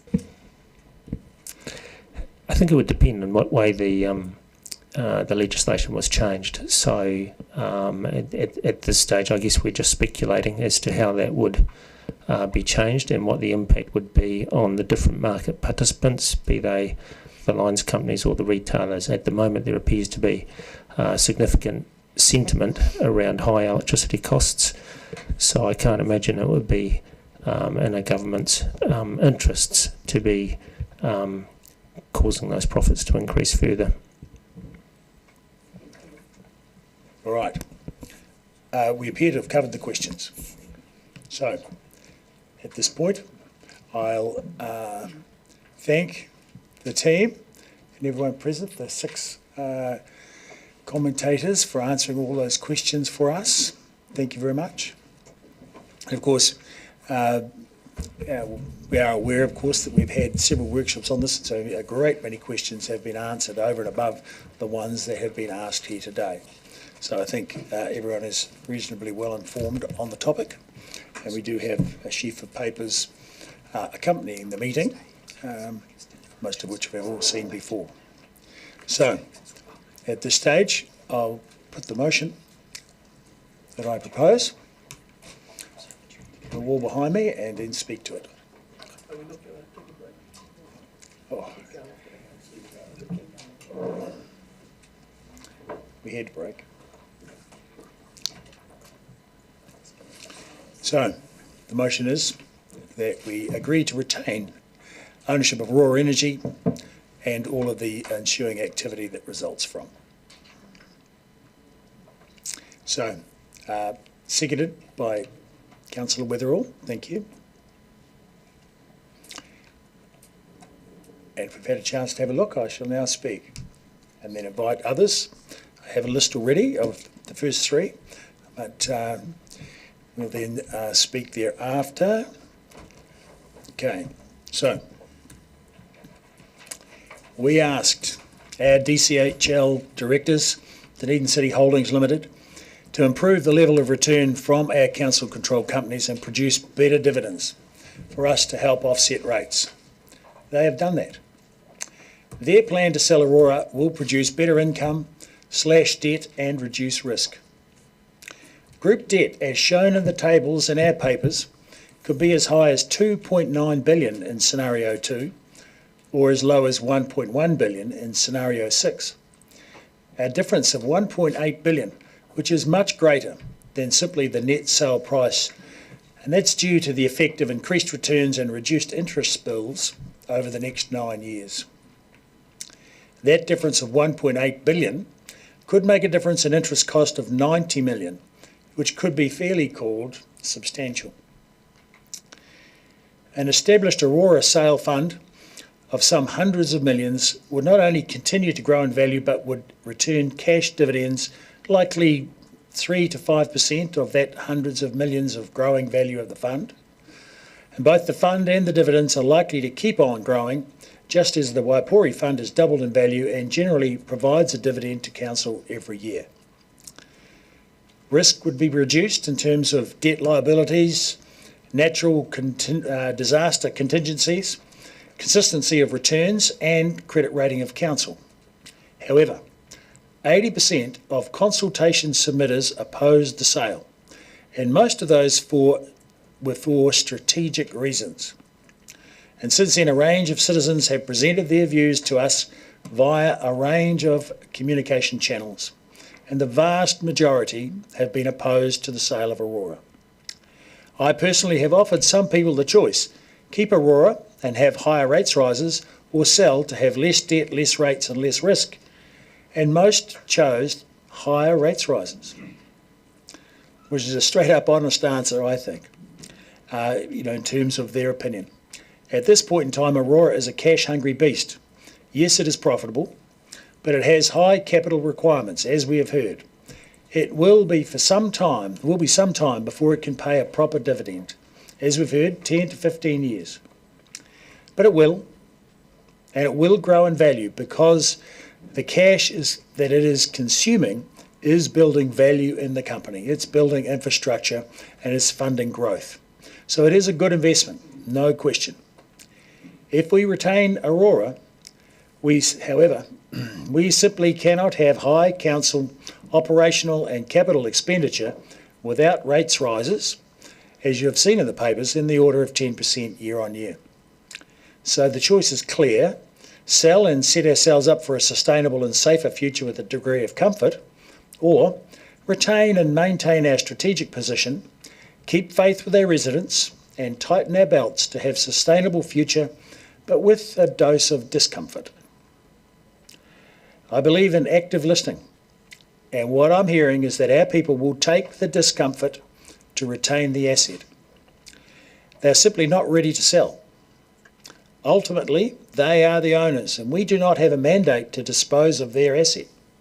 Perhaps in the future that might change, but not today. The next speaker is Councillor Wetherell, followed by Councillors Vandervis, Houlihan, Gilbert, and others as they fall into line. Thank you. Thank you, Mr. Mayor. Well, what a journey. Item number 20, a 219-page document highlighting the fors and against for selling Aurora. It certainly makes a science out of it. I wish all the public had all got a chance to read the staff options report prior to consultation. Through the submission process, the standout sentiment was Aurora was ours, the ratepayers. The business was a utility, and the repeated view that you don't sell utilities was made loud and clear. The only time I refer to an asset being ours is when we have an influence on how it is run. Guess what? We don't. The other theme that came through consultation was because Aurora was a DCC council-controlled organisation. We were getting some sort of discount off our line charges. Guess what? We don't. Aurora is considered by many to be the city's family silver. Guess what? Family silver should never be riddled with debt. Looking back and playing the blame game is not going to prove anything going forward. Aurora's debt is forecast to increase to $900 million in 2034, which in my opinion is unsurmountable to trade out of unless its debt is sold off. But that decision is not for discussion today. It fathoms me the current and forecast debt of Aurora does not concern more people. I know there are many ratepayers who have sleepless nights worrying about their ability to pay their rates, not like any of the names I saw in advertisements in the newspaper wishing not to sell the crown jewels. Quite simply, cash is king. Unfortunately, the council in Aurora hasn't got any. And yes, a cashed up new owner, would make a solid return on its investment. However, I don't believe Aurora's customers would be affected by unduly price increases given the regulated industry it operates under. I do not give a monkey's about profit on paper. It's cash returns that the city needs to offset rates. The fact DCHL has not had a dividend from our largest controlled council organisation since 2017 paints a very gloomy picture. At this time, I wish to thank DCHL for its honesty in raising the option of a possible sale of its largest company under its umbrella. I'm sure it would not have been presented if the company had had a rosier future and was removed from the pressures of the city wanting a dividend to offset rates. I wish to also thank the professional advice we've received from within DCHL and independently. I have not been influenced by the opinions of individuals not qualified who believe they know better than Aurora's board of directors. My vote today is going to be under sufferance, as I believe the best option for the city financially is to sell Aurora, yet it is my duty to act for the majority whom I have had the pleasure of engaging with throughout the process. The people have spoken, and I will support their view to vote not to sell, simply because the numbers are overwhelming. Today's vote is not going to be the end of the discussion, but the start as to what Council can do to address the city's unsustainable increasing debt and increased spending. The decision not to sell will mean Aurora will have the city by the short and curlies for many years to come. Mark my words, there will be consequences. We can't leave here today with a business as usual approach of buy now, pay later. The purse strings have just been tightened. Thank you, Mr. Mayor. Thank you. Councillor Vandevers, followed by Councillors Houlihan, Gilbert, Walker, Barker and Gary. I very much agree with everything that Brent has said. Councillor Weatherall, except that we must, around this table, reflect a majority view on this issue. Today's very big decision represents a very big positive change in the focus of the DCC, which for decades did not take much notice or oversight of our council companies. The public of Dunedin have a $1.83 billion investment in our companies, of which Aurora is by far the biggest. But our public have had no dividend return from these companies since 2015. 8 years of no dividend from this enormous public investment, combined with little shareholder oversight by the Cull and Hawkins councils, has been a shame. Point of order. In my view. Disrespect. I think it's 25.2 point B or D. I think that the mayors should be called by their titles, Mayor Cull and Mayor Hawkins. Otherwise, it's disrespectful. I'm happy to amend and say, repeat, that 8 years of no dividend return from this enormous public investment, combined with little shareholder oversight by the Mayor Cull and Mayor Hawkins councils. Can I put a point of order in? Look. We did a major review of the letters of expectation after the Aurora event. There was a major shake-up in the relationship between us and Aurora after that. Okay. So can't say no oversight.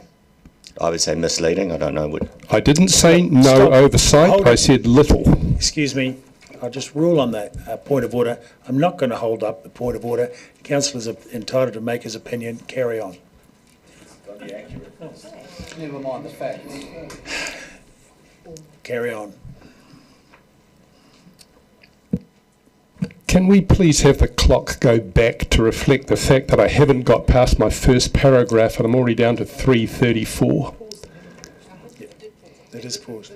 GSO had paused the clock, councillor.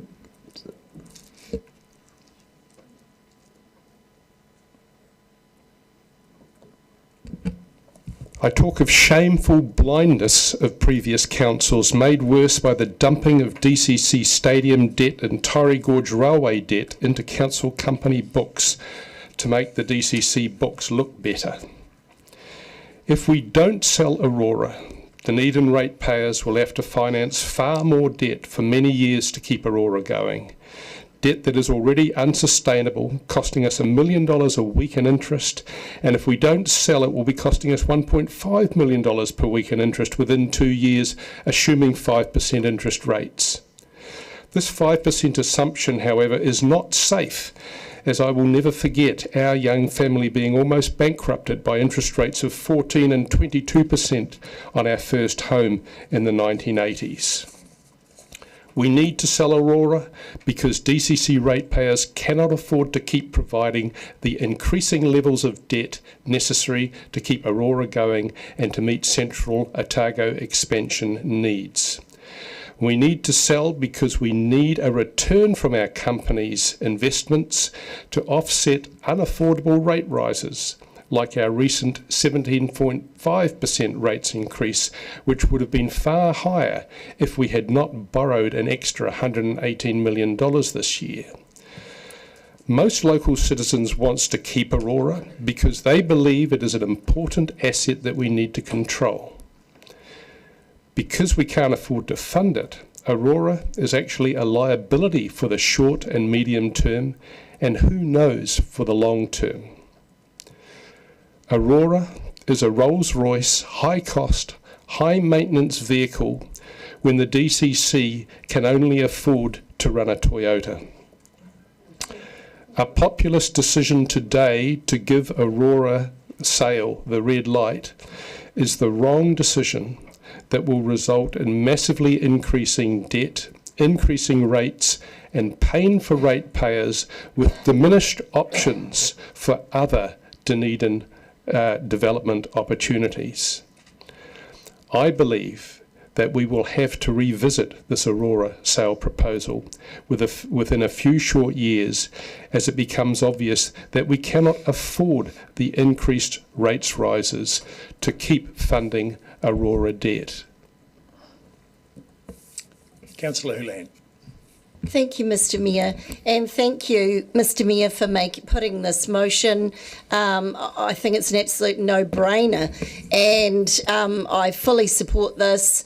And also there's a reason why Dunedin ratepayers have resoundingly said keep it. They could see straight away it's a golden egg. Why sell the prime golden egg?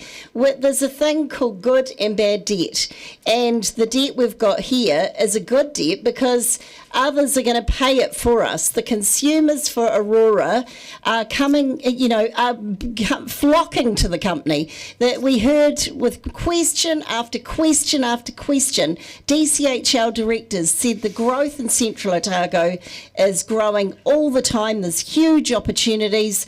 The people turning to electric cars is one that was also, they mentioned, perhaps more unexpected than they realised. That's going to put huge growth opportunities onto the company. The problem we have at the moment is a growth, and a lot of businesses have it, is we're suffering from growth pains. We're too successful, we're doing too well, and we're struggling to keep up the infrastructure to pay for that. And it is a valid concern, there's no doubt about that. However, what we heard today is 10 to 15 years' time, the prediction is Aurora will be making profit.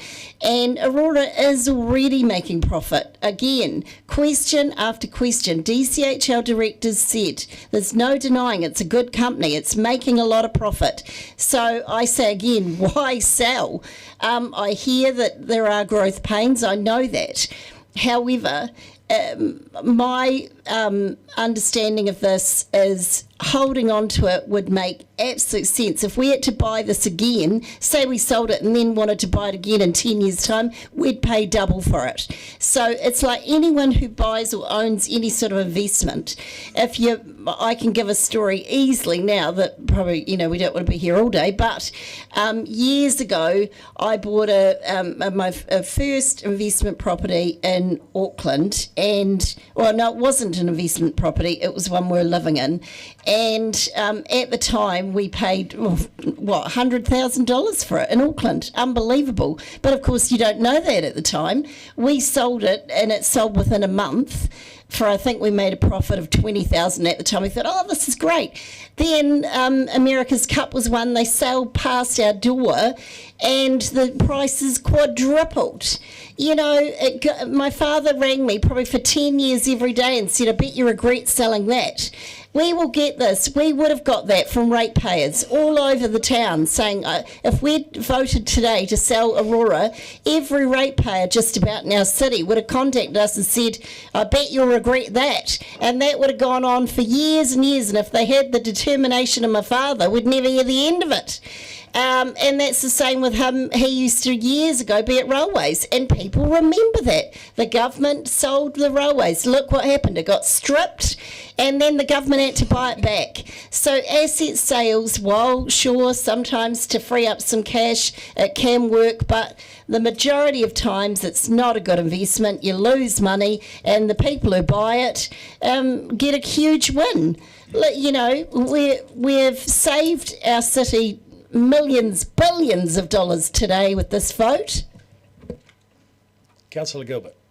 Thank you, Mr. Mayor. From my perspective, the investigation into the possibility of selling Aurora has been an essential one to have. We need to be focused on challenging the way we've always done things in case there's a better way of doing them, identifying ways of improving the way we operate as a council, being more fiscally responsible than we have been, with high expectations on efficiency and management, including the CCOs, and we must not be afraid to have hard and complicated conversations. Some people have questioned why the council's preferred option was to sell. Well, without that position, the conversation couldn't be had, and the microscope is unlikely to have been pulled out at all, let alone turned to DCC operations in general and CCOs more specifically. There would have been no reason to hear from Dunedin residents, no justification to hear from the 77% of submissions who told us to retain Aurora, nor those that came to talk to us, the vast majority of which were also in favour of keeping it, be it as a strategic asset, a generational one, or a variety of other reasons. With very few exceptions, the people who have talked to me with a preference for selling Aurora have done so because they feel the business is sound, but they have huge doubts over the historical management of it. One person on the weekend said it's a great company, but they couldn't manage their way out of a paper bag. Now, that may be unfair. However, I would suggest that it'd be fairly hard to argue that throughout its history, the management of Aurora hasn't been without notable issues. But the idea of selling Aurora because of a lack of in its management seems to me akin to selling a ship because you don't like the captain. You don't sell the ship, you get a better captain. Through much of this process, I have not been able to shake the fear that any hunk of money would be too strong a temptation for future councils and councillors. that either the debt ceiling headroom would fund or the fund itself would create a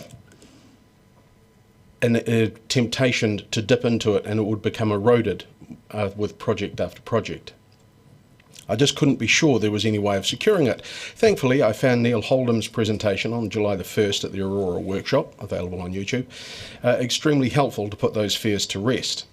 Starting at 5 hours, 9 minutes and 22 seconds into the video, I started asking him about, for any diving into the fund, the Guardians need to be on board plus 75% of the council, which he confirmed, saying, all you need is a charismatic mayor. My follow-up question was then around what it would take to disestablish the Guardian structure, which, as it turns out, at least in their structure, he stated as a simple majority, although the numbers in the report are slightly different. Either way, it's either 8 or 12 votes, and all of a sudden you don't have a protected fund. I've heard commentary that anyone that understands business knows that we need to sell, and I find this a perplexing statement. I have quite literally had rooms full of experienced, knowledgeable and successful business people all imploring me not to sell Aurora. I think people forget that while a business of sorts, the city and council are a generational business and so differ from the standard financial year to financial year model. Our exit strategy isn't to get the city into a good position and sell it, it is to pass it on to our kids and them to theirs ad infinitum. Over the last few months, I've kept thinking about a quote. The only function of economic forecasting is to make astrology look respectable. Having said that, we have spent a lot of time going through financial projections, estimations, assumptions, models and forecasts. Some of us have even spent time with the financial model, plugging in various bits, taking various bits out, and generally trying to find a magic combination that everyone has overlooked. But to me it comes down to the comparative forecasts on pages 208 and 210 of our agenda that show the gap in debt trajectory changes 1 year apart as a percentage and 2 years apart in terms of actual dollar decline. Yes, selling Aurora lowers the total debt, but it doesn't change attitudes and behaviours. In fact, it has the very real risk of allowing a feeling of financial headroom, which can, in turn, allow people to make financially unwise decisions. Then there is the fund itself. Even the most secure option that has been put forward is one mayor and 8 or 12 votes away from being obliterated. Aurora is a generational asset of social benefit. I accept that a healthy bank account is also a good asset to have. My question is, to whose benefit and for how long? There will be more hard and complicated conversations to be had, and I welcome them, but I cannot vote for a sale for Aurora. Councillor Walker. Yeah, thank you. After Councillor Vandevos's speech, my Toyota is feeling very insulted. It seems like an age since we as councillors were first alerted to the potential to sell a proposal from DCHL to sell off Aurora. And here we are today with a 219-page report and a plethora of other papers covering off what I think will be one of Council's biggest decisions in recent times. A retain or sell decision that will likely have ramifications for generations to come. And when this was first mooted, the idea of selling Aurora definitely piqued my interest, particularly in the context of a constrained fiscal environment in which ourselves and indeed all local authorities currently find themselves. And I'm assuming others around this table like me have spent many months researching the reasons why we should or shouldn't sell this particular asset. My research has led me to a way better understanding of what lines companies do, their problems, their statutory obligations, their cash-hungry nature, and of course their strategic importance.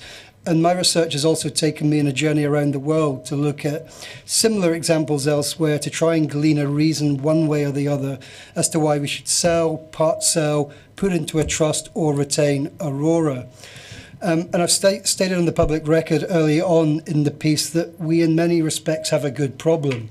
If we sell, we pay down debt and get a bag full of cash to invest in a money-generating, diversified equity portfolio. And if we keep Aurora, we benefit from holding on to an asset with strategic benefits coupled with an almost guaranteed expansion in value and increasing dividend-paying potential. In essence, a win-win. But since day one, and I say this as someone who's been an active stock market investor for nearly 40 years, I can't get one nagging question out of my head. Why do premium international investment houses want to buy this now? I know the answer, and deep down, I think the rest of you know the answer to that question too. But as I sit here now, better informed than I've ever been about any Dunedin City Council asset, I no longer believe it's a win-win scenario. And my vote today, which supports the motion in front of us, ultimately reflects my inner values after considering the vast amount of evidence, data, financial predictions, public feedback, and the personal research I have undertaken during the past few months. And on that note, there has been, rightly or wrongly, lots of unquiet and even suspicion amongst the public as multiple workshops around this issue have been undertaken in the non-public setting, often for good reason, sometimes for more questionable reasons. That said, I don't think any councillor or any informed member of the public would now disagree that the papers presented to us today offer up a fair and frank analysis of the issues at hand. And don't, as some had suspected may happen, offer a biased view one way or the other. And for that, I do commend our staff. There are many reasons for my decision to support this motion in front of us. The exact nature of financial assumptions for so many of the arguments posited by the Cell camp, the key role the DCC plays as a planning authority, central government uncertainty around many aspects of local government, the central role electricity will undoubtedly play in the economies of every country on earth for decades to come, and the everyday folks who currently choose to live here, shop here, send their kids to school here because they work for or subcontract to Aurora. But two things override the important reasons I've just listed. Firstly, I don't want to be a London living the consequences of having sold off Thames Water to investors 35 years ago, now holding 36 billion New Zealand dollars in debt, with the sold off UK water sector having paid out $112 billion in dividends to shareholders over those years. Currently, the private investors in Thames Water, which include Canadian pension funds, Abu Dhabi Sovereign Wealth Fund, and the China Investment Corporation, have all pulled the plug on committing to provide any further equity. Confirmation, if it were ever needed, that international investors' only concern is profit, not place. Why would we invest in that? Also, I don't want to be an Auckland City Council selling down its family silver in the form of Auckland International Airport Limited shares. Or much closer to the Aurora matter, I don't want us to replicate the new Plymouth example of Powerco. And that leads to my final and second reason. Today I'm voting in a financially selfish way on behalf of our residents and ratepayers because I strongly believe it's absolutely in the best long-term financial interest of this city that we retain this core strategic asset so that future generations can benefit from its commercial success. The future is never easy to predict, but history will undoubtedly judge us around this decision at some point hence. But I firmly believe history will identify a decision here today not to sell Aurora as a wise and inspired one. Thank you. Councillor Barker. Thank you, Mr. Mayor. I can support A and B, but not C and D because we've got a Dunedin City Holdings review upcoming, and I don't think we can presuppose that review in what we ask the companies to do. And I'm concerned about the words council investment assets, which could cover all our assets, including our properties, etc., etc. So I'm concerned about the wording of that, and I'm not going to support that at the moment. I also, D1 concerns me, where it says no dividend will be budgeted from DCHL from the 2026-27 year, and there's no parameters around that, so I can't support that either. Getting back to the Aurora thing, I feel like I could write a dissertation after what we've been through for the last few months, and I did vote to go to consultation because we wanted to hear the voice of the Dunedin people, the actual people that owned it, and that gave us more time to get information which was severely lacking at the time, because I thought we should be looking at a 30-year time horizon, not just a quick flick and a bit of cash. We've certainly heard the public loud and clear. I've been to every public consultation I can. I've also heard in the supermarket everywhere that I've gone, and text messages, a thick file, etc., of what people thought. And I was really impressed with the people that came forward and gave us the information. I've never seen people so passionate about anything apart from our hospital. the key issues that I heard were people were worried about selling the council silver and family silver and council flittering away the proceeds, that selling Aurora would be the 1980s reforms, like neoliberalistic napalm to the economy, their power prices, foreign ownership and the owner running down the assets to make the profit.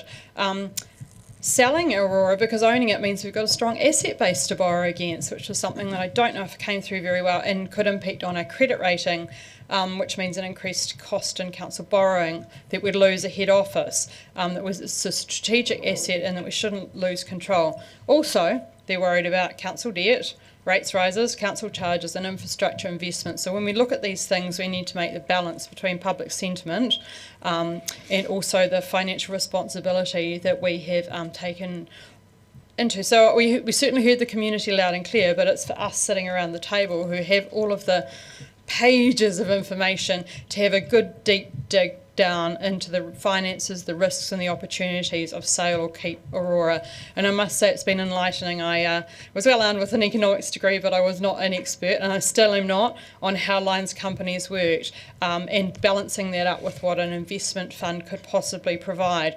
So we got a copious amount of information from DCHL, from advisors, and I'm grateful for that. But I also talked to people who actually had inside knowledge of Aurora's finances, how the electricity sector works, and they were able to help me analyse the scenario. So I made a spreadsheet, because I love a good colour-coded spreadsheet, and used that information to make the decision. And you heard through some of my questions about some of those figures that I'd noticed. I'd also looked into the Commerce Commission, which we were told would protect consumers. Government's just cut some rolls out of that. Let's look at supermarkets. I think we know that ComCom is a beast with no teeth. It was also interesting to see in the scenarios how selling Aurora would affect the rates bills, and I think we absolutely have to take that into account. But we didn't talk about the difference that selling Aurora might make to people's power bills. And in the end, it's the same pockets that we're taking money out of, so we need to really think about that. We are here to serve the people in our city and serve them in our best ways. I was extremely concerned about the risks and return of an investment fund, and that's why I asked about what are the fees, and 0.5 a basis point looks to me to be about, I think, $3 million to run the fund, which that's not coming to us. And the projected 8% return I thought was pretty high, and the risk on that, because it's not 8% every year up and down, who hasn't been scared to look at their KiwiSaver some days? Aurora requires some big investments, and we need to look at company debt separate from council debt and not conflate the two. We've heard today that in 10 to 15 years the situation will turn around and we'll start getting dividends. We do know that in the long term it will return on our investments, and it's the people of Dunedin who will benefit, not overseas owners. I just wanted to say that I believe under the current management it's doing very well. We've got a big push on doing the investment. We've seen the profit increase, the operating costs be quite sensible. We've done all of that work. The good thing with a regulated asset is that return is guaranteed. This is not an ordinary business. We do need to be working hard on our council debt, our rates, etc., and I'm absolutely committed to doing that over the next few months, and I'm voting for A and B, but not for C and D. Councillor Gary. Thank you, Mr Mayor. How far we've come. When I first arrived at council, we were dealing with the crisis at Aurora, and those were very dark days. But that has turned around, and here we are looking at an asset that people are clamouring to purchase. I want to just make comment because it's very easy to demonise people. I want to make a comment to affirm the current management and the work that has been done to bring us to this point. We didn't get here without that responsible management. So how did we get here, and why are we thinking about selling Aurora or not? We got here early on. Councillor Vandervis for some time has flown a kite around selling Aurora, but it in fact was council's request for a consistent revenue flow, consistent dividends that led to a response from DCHL around the potential to sell Aurora. And yes, we need to put up a preferred option, and it stimulated the discussion that was desired. I want to acknowledge the experts that presented to us on various subjects.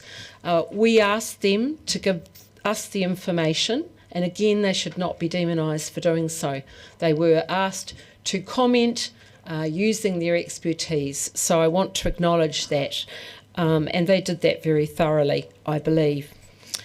We heard the submissions from the community, and there were many, and there were abiding themes that came through. And we had responses to the questions that were asked by the community through that process. And here we are at the deliberation stage, and it has been quite the journey. And I acknowledge the community members who've been there for the whole journey. It is a complex issue.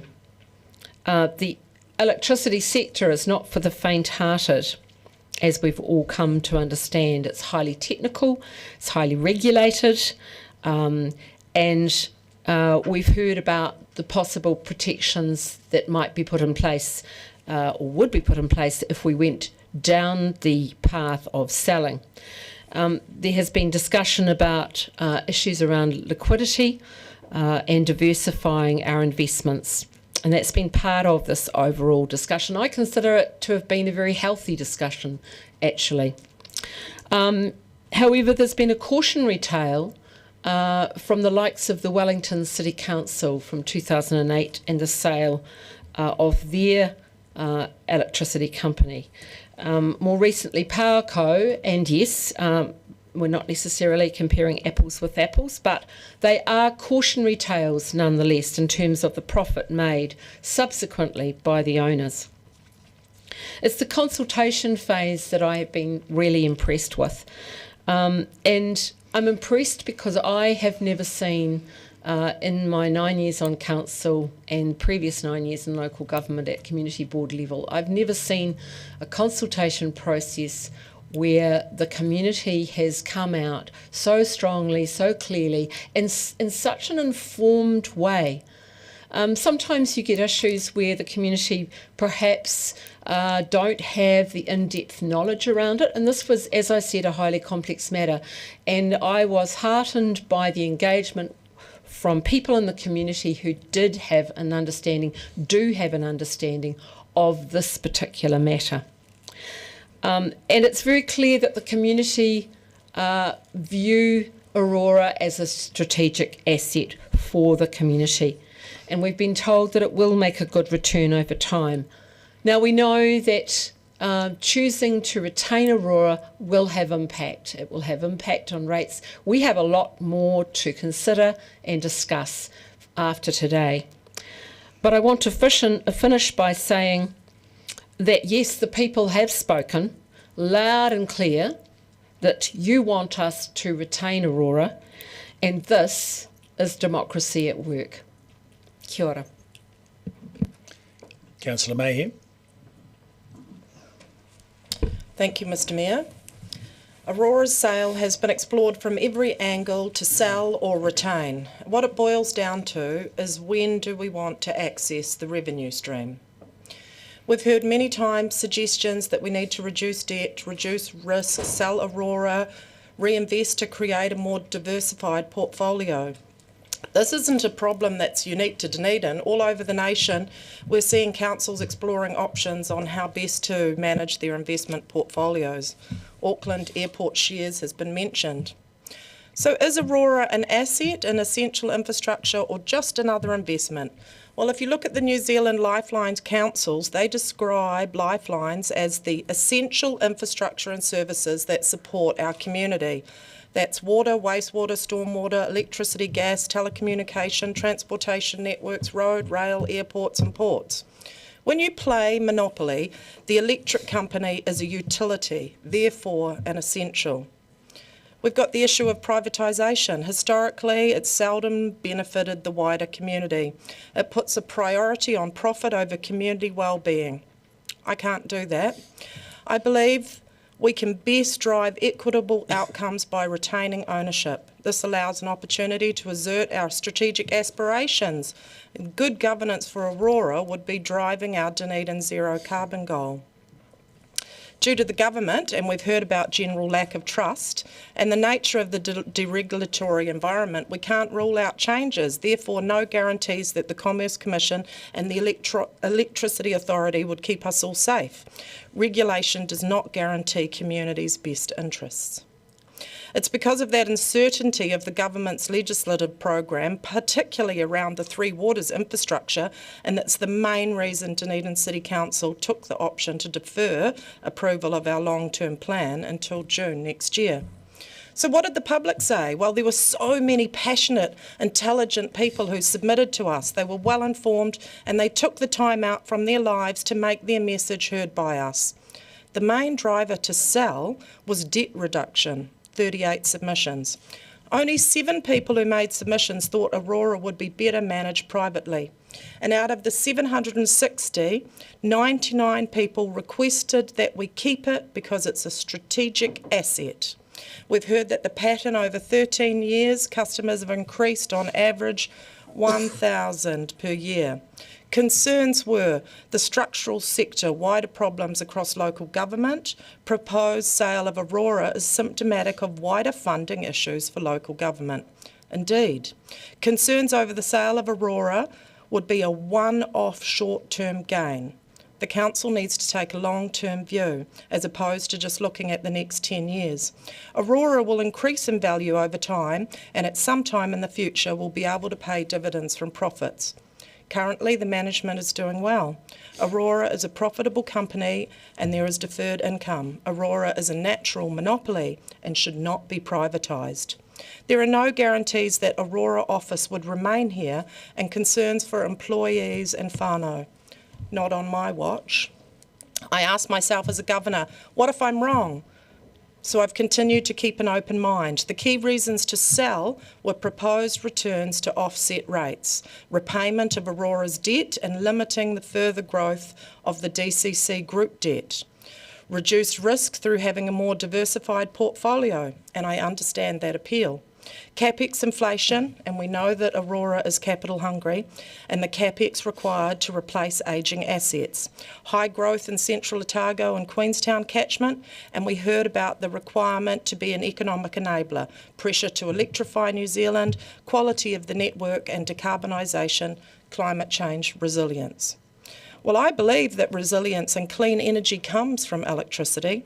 We owe it to our stakeholders and the residents of Dunedin to do the best that we can with these assets.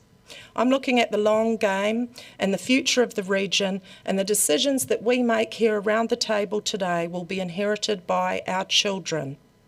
While I don't have a crystal ball, I know that the future is uncertain. I'm not a gambler. I'm not a risk taker, especially with other people's money. I'm going to stand by my decision today. The people have spoken and Aurora belongs to them, to all of us. I say hold fast. Councillor Ackland. Thank you, Mr Mayor.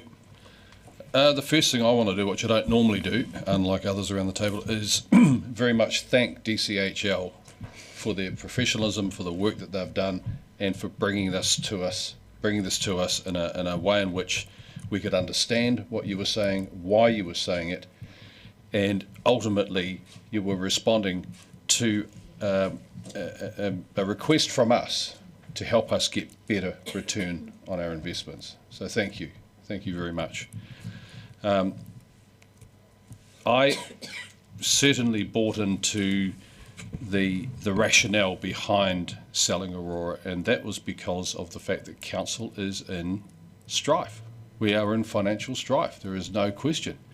Costs are going up, we've seen it in the rates rise just this last annual plan, and really we need to be reducing the extent of rates increases. How best to do that? We need to have more revenue streams, or at least higher revenue streams. And for the short to medium future, at least, a diversified fund would achieve that. I suppose the hardest thing to really try and swallow at the moment is that we're going to have to stick this out for the test of time. So the talk is 10 to 15 years anyway. And I hope that retaining Aurora for that period of time, for it to come into its own, can be sustained. I don't know how at the moment, because really the only thing that we have got left available to us in terms of increasing revenue is putting the rates up. We've had a lot of people come to us and say, we don't mind if the rates go up so long as you don't sell Aurora. There's a lot of people that haven't come to us that just can't afford their rates to go up. So that makes it very, very difficult to decide who you should be listening to. Is it the ones who have spoken up very, very loudly and very definitely, or is it that silent majority? I don't know. It is difficult. The one thing I do know is that over the last 20 years, I've spent 11 years on this council, this time round only 2, and going back into the mid-2000s, we had a number of things that the public were very, very compassionate, or not compassionate, emotional about. And the interesting thing at the time, though, was that whatever the issue was, that the community was, in a lot of ways, split, is that it was roughly a 50-50 either way. That's where this one is different. As the Mayor said initially, 80% of the people who have come to us have said, don't sell Aurora. When I stood 2 years ago for council again, the one thing that I said I would do is listen to what the people had to say, because at that time people were saying the council of the day were not listening, and they certainly weren't paying any attention to what was being said. I'm going to stand by what I said 2 years ago, and that is listening to the people of the city, listening to the ratepayers is my first duty. And so for that reason, I will be supporting everything on the board here right now. But I do urge caution when people think, great, we've retained Aurora, we're going to be financially sound. For the next 10 years at least, it looks like we're going to be financially strapped. Thank you. Thank you. Councillor Lafuisa.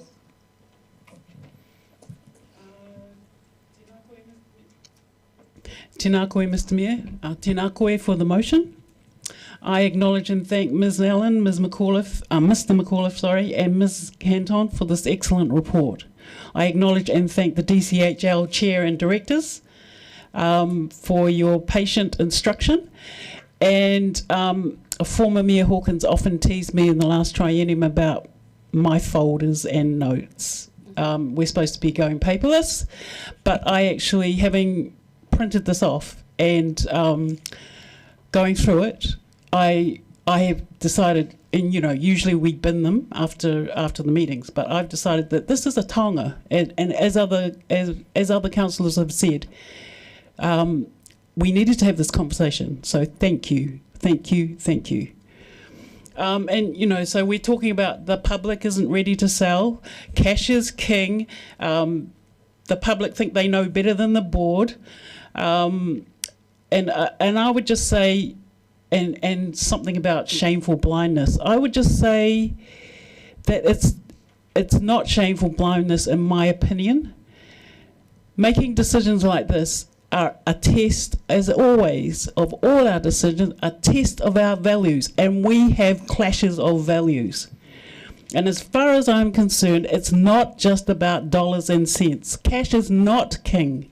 It's about people and children and communities, and acknowledging that the so-called cost of living crisis is not accidental. We didn't just get here last year or the year before. We got here thanks to the 1984 fourth Labour government, who adopted through Rogernomics removing a swathe of regulations and subsidies and privatised state assets and introduced corporate practices to state services. And that was followed by euthanasia. Ruth Richardson in 1991, she had the mother of all budgets. And we have to acknowledge the University of Otago Human Nutrition's department was asked by Treasury to take 3 budgets for 2 adults and 2 children. There was a top budget where people could sort of maybe afford a holiday. There was a middle budget where people would get by, and then there was a budget where people would struggle. And Treasury took that and slashed the bottom struggling budget by 25%, and that led to benefit cuts, which have never been fully restored. So I mentioned yesterday, I talked about Sale of a Nation, a 1991 documentary, talking about the impact of Rogernomics and neoliberal economic and political philosophies. And in that, there was a case study, if you like, of a company in Wellsford. It was Izard Tools, making saw blades, circular saw blades. Mr. Richard Izard sold that to an American company. And then, so that was in 1991. 2000, the company was boasting of growth, but then another 9 years later, it announced the closure. So, you know, there's been heaps of analyses by academics, by, you know, lots of people in our country about how we have been affected. And we're celebrating, so-called, 40 years of this economic BS. And it's not just economics, it's impacted us. People are suffering and have suffered for generations. And so that's why I have always been concerned about the possibility of this, the impact on the families and the employees, because there's lots of examples of suffering, and it's generational, and it's going to be, I don't know when we'll recover from Rogernomics and euthanasia. Kia ora. Kia ora. Councillor O'Malley. Thank you, Mr. Mayor. I want to start out discussing the silent majority. They've never ever been identified in politics ever, and I would like to congratulate them for not turning up at all, while 99% of the people who turned up were against the sale. So not only are they silent, they're very clever at hiding themselves. Where did this start? Why are we here today? This is what I want to get back a little bit further back to. We're kind of hearing it from a few comments in different speeches, which I think is the debt monster. This thing is coming for us, it's about to kill us. We have behaved so badly, it's all out of control, it's for no good at all. Yet Councillor Benson-Pope asked the question and I re-asked it to make sure we got it out there. Our servicing of the council debt out of rates and external income from government is 7% of our total income. So I just want to clarify, at what point does debt become so dangerous that if it's taking 7% of your income to service it, you now got to go and put yourself into a point where you've got to go and start selling off other assets? It is the conflated debt of the group and the council debt which gives you that big number, and they shouldn't be together. We're the only council with it like that. LGFA has said that they were willing to pull it apart again. I think that's the very first thing we do after this meeting is go back and check out our covenant. Councillor Witherwell talked about, well, we don't barely run this company at all, and that's definitely true. It's a CCO. However, that was electricity reform that did that. It got that taken out of the council and put into a CCO and made us sell Waipori Dam. Why would we want to go even further down the line of a lack of control by then making that one we don't even own it? So, it's a valid point, but we do actually have quite reasonable control over Aurora at different times. After that event, and it was quite funny, we'd been on council I think about 6 weeks when the Aurora thing happened. After that, there was a lot of effort put into what is our relationship between the owner and them to be able to operate as an independent company, and I think we've got the relationship as good as we can. our debt might go up and we might have an inflation hit on it like we did in the 80s. Well, I think the fact of the matter is the Reserve Bank has learnt reverse gearing in between as an activity, and it does do, and it will cope with inflation by reverse gearing, and it just did it. That's why we're in a recession right now. That is quite literally the action of the Reserve Bank to bring inflation down. So those inflation assumptions going forward I think are relatively reasonable. Regulatory environment, other people have covered it a number of times. It's there. But also, when electricity reform first started, we weren't going to sell any of the electricity generators, and then we sold 49% of a number of them. So governments can change. They can change the regulatory environment. They can. And an external buyer who's got a lot of money will be putting a lot of time into making sure that they lobby to get the environment changed in the future. I'm not thinking it will, but I mean, to say it is an ironclad protection is also incorrect. Why are we running into so much trouble in terms of our construction costs and something else? I've just come back from Regional Transport Committee meeting on Monday where Wakatahi showed us that the construction cost of road building has gone up 30% in 3 years. That's not bad management. That's bringing in materials that we have no control over the cost over, and we just simply are being hit by it. So if we are getting hit by bigger capital spends and greater loans, it's not necessarily due to the fact that we're actually incompetent and profligate. It's that we've got to deal with what's in front of us as well. But I will go back to all those people who are sitting in the public gallery and who have turned up all this time. I wouldn't say I was predetermined, but it was going to take a lot to ever get me beyond this. I mean, I'm glad that this is up here now. But I want to thank you for bringing all those who were determined to go in the other direction to change their mind and come back and make what I think is the right decision for the future. I am also concerned, like Councillor Barker, about the 2 notes, and especially D1, because I don't want that converted into we have given instruction to DCHL not to give us a dividend, and to some extent I don't ever want to give out something which is not necessarily clear, and the clarity on this one was I don't want to have an opinion on it right now. So I will vote against C and D as well, or perhaps ask them over, do we need them because they're only for noting? Look, I think that's the last of the speakers on my list. Yes, so hang on, before I do that, I'll just address Councillor Melly's point, because C and D are realistically ancillary to the motions. So there are things that follow on, and some of those aspects in there haven't been determined yet. So with the leave of the meeting, we'll just simply delete those 2 off the motion. Okay? Does anyone object to that? I see not. There we go. So we'll get rid of C and D and remove it from the motion. There we go. So we have more speakers. Councillor Wiley, then Deputy Mayor Lucas, and Councillor Benson Pope.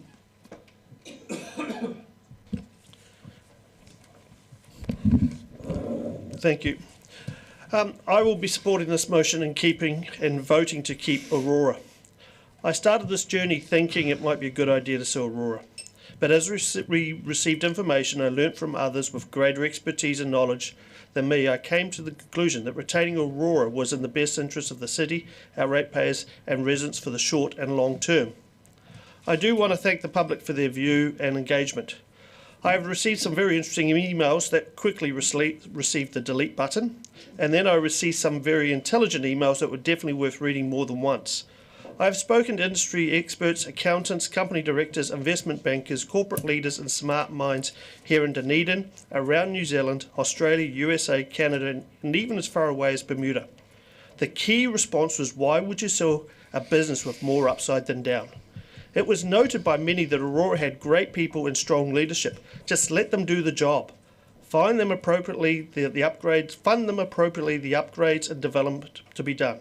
Yes, you will reap the benefits long term. Thank you to those individuals for challenging my thinking. One of these smart individuals sent me an email back on the 1st of July that read, if it is that valuable to be sold, then it is way more valuable to keep. After receiving that email, this was the lens I looked through for the rest of the process. Another comment that stuck with me was, Aurora is a natural monopoly. I agree, and again, this is why we should keep it. I want to thank everyone at DCC, Aurora, DCHL, and all the consultants, etc., that were involved. The information you provided us around this table has been outstanding, and I appreciate the commitment you made to the process. Thank you all to those across the community that took time to submit and be part of the submission process. I also understand the live stream here is actually probably record numbers. So I wish to acknowledge all those that are viewing this remotely as well. I can tell you in my 11 years of being on council that this is the biggest decision I've been a part of. So yes, I did review everything I received. So why am I voting to keep Aurora? Well, if we sold Aurora and ended up with a super fund of $600 million plus, then I'm sure future councils and councillors would find a way to get into it and dilute it for the best interests of the day. It will never retain its value. History has also told us that when an entity like Aurora is privatised, there is a priority over shareholder return versus appropriate upgrades and reliable service. I believe we all agree that Aurora does require significant investment to maintain and upgrade its ageing infrastructure. And yes, this will place a strain on the wider council finances. This will be company debt, not council debt. And remember, when you invest in infrastructure, you increase the value. It is important for all of us to remember that there is such a thing as good debt. I also took on board the fact that maybe a private owner might improve Aurora's operational efficiency and service delivery through better management practices and innovation, plus allowing the company to be nimbler in its operations. I agree with that thinking, so with this in mind, I'll be recommending in the future that we remove Aurora from council current oversight and allow the company to be the company it can be. Sorry, but having the mayor and 14 councillors at times directing on how an entity of this size should be run, I believe is not good governance. We need to get the best return possible from the company. Aurora does need to provide the residents of Dunedin some economic stability. So it is with this in mind and promise of a super fund payout every year that I will push for a yearly dividend of $12 million per year. Yes, I appreciate this will come from debt in the early years, but just like any private owner, there would always be a strong push for an annual shareholder dividend. In this instance, I will not support D, which has been removed. Aurora is a strong company and its value to the city as an employer is highly regarded. I'm not sure a new owner would have the same attachment, and if Aurora is sold, we would probably see many of the jobs, people, families disappear from our city. I'm not against a partial float of Aurora. Putting 30% of the company on the stock exchange would allow a dramatic increase in funds to be used to reduce debt or fund investment. But this would also ensure the company delivers for its customers and is fully accountable to the shareholders. And yes, this includes the DCC ratepayers. I'll be asking for this to be consulted on as part of the 9-year plan. So today, I say yes to the motion to retain ownership of Aurora. Deputy Mayor Lucas. Let's put emotions aside and do Finance 101. Aurora is a profitable company, but can we, the DCC, afford to continue owning it? Let's remember the context of how we got here, and I quote from the DCHL Letter of Expectation. DCHL's purpose is to achieve for Dunedin the best from its investments. It's imperative that DCHL provides a commercial return relative to the value of investments owned. The expectation for the DCHL trading companies will result in a higher distribution than that previously. So DCHL is a $2 billion company and is currently paying an $11 million dividend, 0.55% return. And it's possible that it'll stop paying dividends from 2026. So Dunedin's $2 billion investment will return zero. I repeat, zero. Or if we want a dividend, they'll borrow for that. A bit like paying for your mortgage on your credit card. We asked DCHL to provide us with higher and more consistent substantial returns from its investments. To achieve this, we need different assets. Aurora is delivering capital growth, but as an infrastructure business with growing demand, significant capital expenditure requirements will consume operating cash flows and require substantial increase in debt funding. DCHL's recommendation is the sale of Aurora is the right thing to do to meet the investment objectives that we articulated. Investing the proceeds in a diversified portfolio will reduce the single asset risk that DCHL is currently exposed to, and a growth-oriented equity fund will also deliver a higher rate of return than Aurora over the long term. I think it comes down to a simple decision tree. Can DCC support funding the companies for the next 30 years? No, then sell. Yes, we keep it. And does DCC require market-related return from Aurora? Yes, we sell. No, we keep. If we keep Aurora, we can't hamstring it by not funding it or restricting its ability to borrow. Every electricity lines company in New Zealand is facing the challenge of the high investment required to accommodate electrification, as we all want to plug in and charge everything from our cars to our phones, along with New Zealand's legislated decarbonisation goal. Also, Aurora is dealing with fixing, upgrading and maintaining its network after years of under-maintenance and under-investment. Therefore, Aurora's owner will have to be more resilient and far-sighted in the coming years than would normally be the case. Boston Consulting talk about the clear need for significant scaling up of distribution infrastructure with the twin effects of higher demand and lower use of fossil fuels. And that's without funding the growth that will be required in Central Otago. But DCC needs to borrow too to undertake our capital program. We will be soon in breach of our lending metrics. Yes, they probably can be changed, but they are there for good, prudent fiscal management. Only 586 people submitted against selling Aurora. That's from Dunedin population of about 130,000 or from our about 55,000 Dunedin ratepayers. I've read every submission and listened carefully to those who also came and spoke, and I appreciate and value the time each person or group took to submit. I've also talked to and asked a lot of people their view, and there is a lot of confusion out there. People believe DCC can influence what Aurora charges. Sorry, no. It's highly regulated by the Commerce Commission. If it's privatised, electricity consumers will be worse off. Sorry, no. That's highly regulated by the Commerce Commission too. It's being sold to an Australian super farm. It's not even on the market.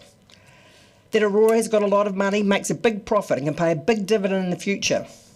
Aurora will be generating negative free cash flows for quite some time, remembering also that the cash capex is significantly higher than depreciation. Don't trust council with the sale proceeds, and I can understand that looking around the table, but there is the ability to put protections in place. But our rates are too high and we can't afford continual rates increases. This is what I've heard the most from my community, and I'm listening. Whether we keep Aurora or not, rates will still have to increase, but rates won't have to increase as much if we sell Aurora. It's possible if we keep Aurora, the total DCC group debt by 2034 could be faced with almost $3 billion in debt with no plans to repay it and paying $2 million a week in interest. That's a lot of potholes fixed, sports grounds marked and mowed, lifeguards hired, support for the vulnerable, the list goes on. If you read Aurora's financial report, there is something called a cash flow statement that tells you where the money comes from and where it goes. Aurora has no free cash. All the profit they earn, they need to plough back into the business.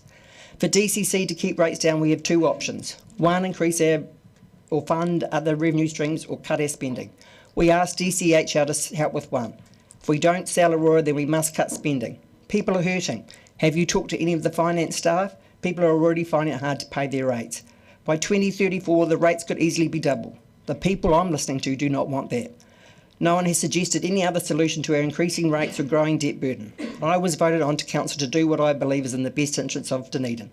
Aurora is a good business, good for an owner that doesn't require dividend and is happy with capital growth. But next year we have to produce a 9-year LTP that without the sale of Aurora will show rate increases that will be untenable to the people of Dunedin. That's Finance 101. Now's the time for financial logic and just a little bit of courage. Thank you. Councillor Vincent Pope.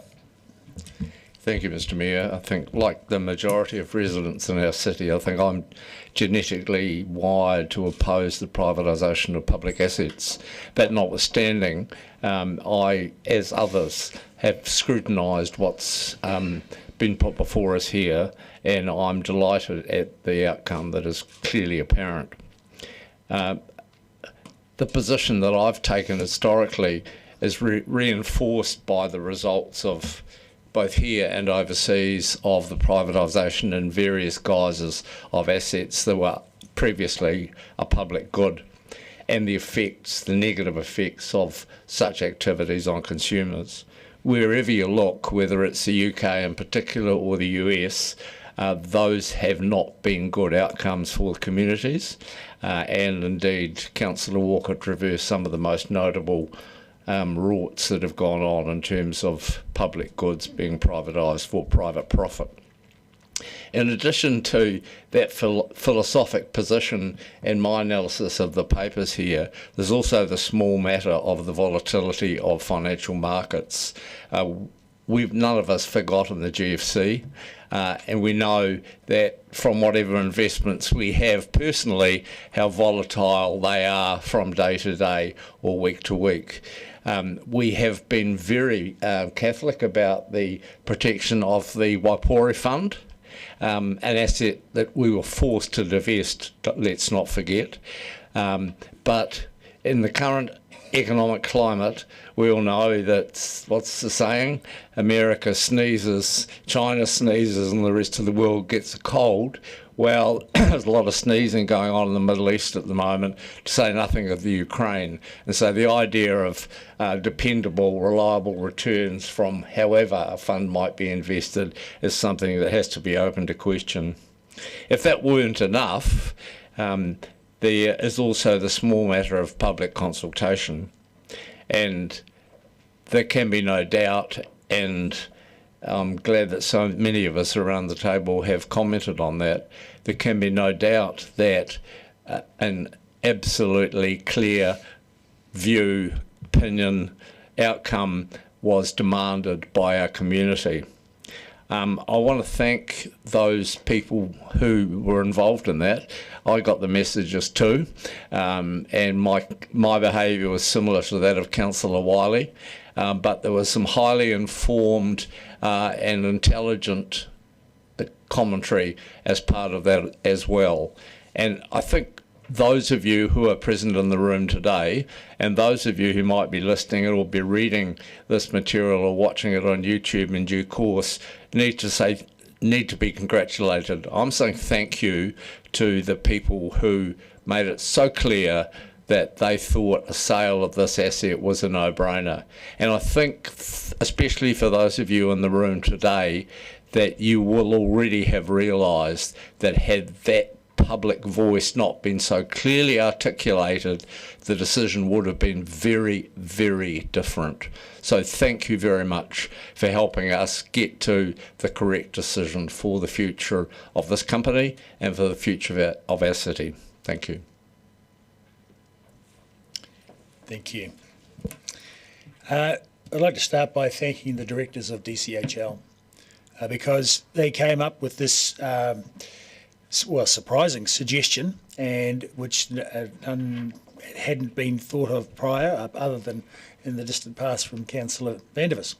However, it certainly caught a number of people that I mentioned it to back in those early days by surprise.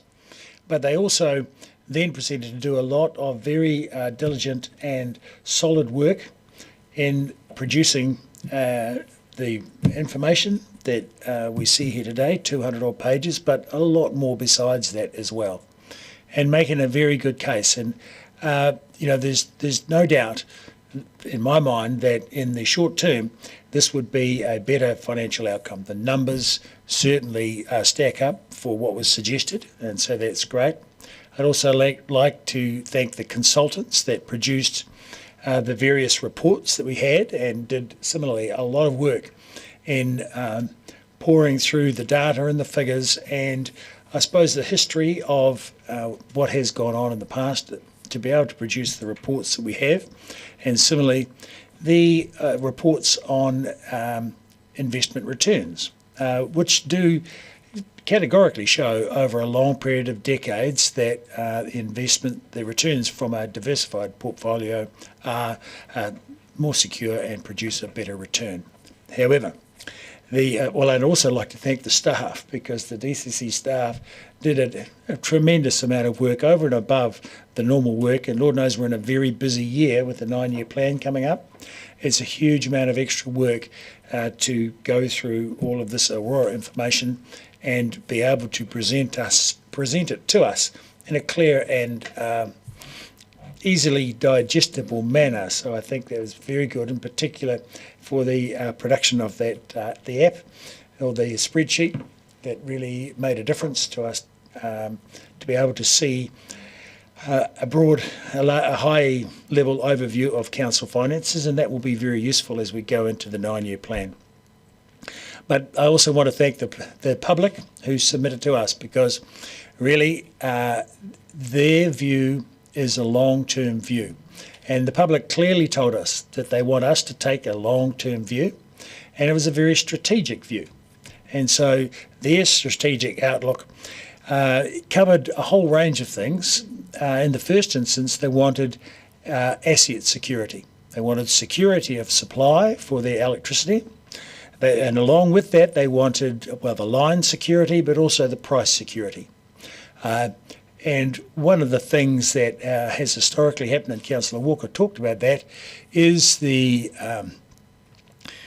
thing that quite often happens with a foreign ownership of assets, in that they then can load up even more debt onto the asset and then pull back when it comes to doing the maintenance and the, I suppose, the reliability of the asset. And so that's something that Aurora itself has done a lot of work on recently, improving the security or the safety and reliability of the asset, and we thank them for that. But also, in the longer term, that will give us a security of a dividend. So we will get a dividend, as they said, in 10 to 15 years. And, you know, that dividend was of less concern to the public. But there other aspects of their strategic imperative was having control over that asset. They wanted to have a say over what happens with the lines that supply them with electricity. And they're also, I think, motivated by having ownership of a tangible asset, because they can see the pipes and the wires, and they, you know, take an interest in keeping that maintained and reporting things that go wrong with them to the company. So that's also helpful. And they wanted also to have the job security, to make sure that the office stayed here, that the job stayed here in this area. So there's a lot of strategic intent with their drive to maintain control and ownership of the asset. So here we find ourselves now about to cast our votes, which we'll take by division. Councillor Ackland. Aye. Councillor Barker. Aye. Councillor Benson Pope. Aye. Councillor Gary. Aye. Councillor Gilbert. Aye. Councillor Houlihan. Aye. Councillor Lafiso. Aye. Councillor Lucas. No. Councillor Mayhem. Aye. Councillor O'Malley. Aye. Councillor Vandervis. No. Councillor Walker. Yes. Councillor Weatherall. Aye. Councillor Wiley. Yes. Mayor Raddick. Aye. Carried. The vote is carried 13 against 2. Motion's carried. Thank you. And so that is almost the end of the meeting. I would also like to thank the public gallery for remaining quiet throughout the meeting until this very moment, but it's appropriate now, the meeting is over. But I thank you for remaining quiet, and despite any impulses you may have had to interrupt. And thank the councillors and everyone present for their hard work, diligent efforts in considering all the angles of the topic. Thank you. See you next time.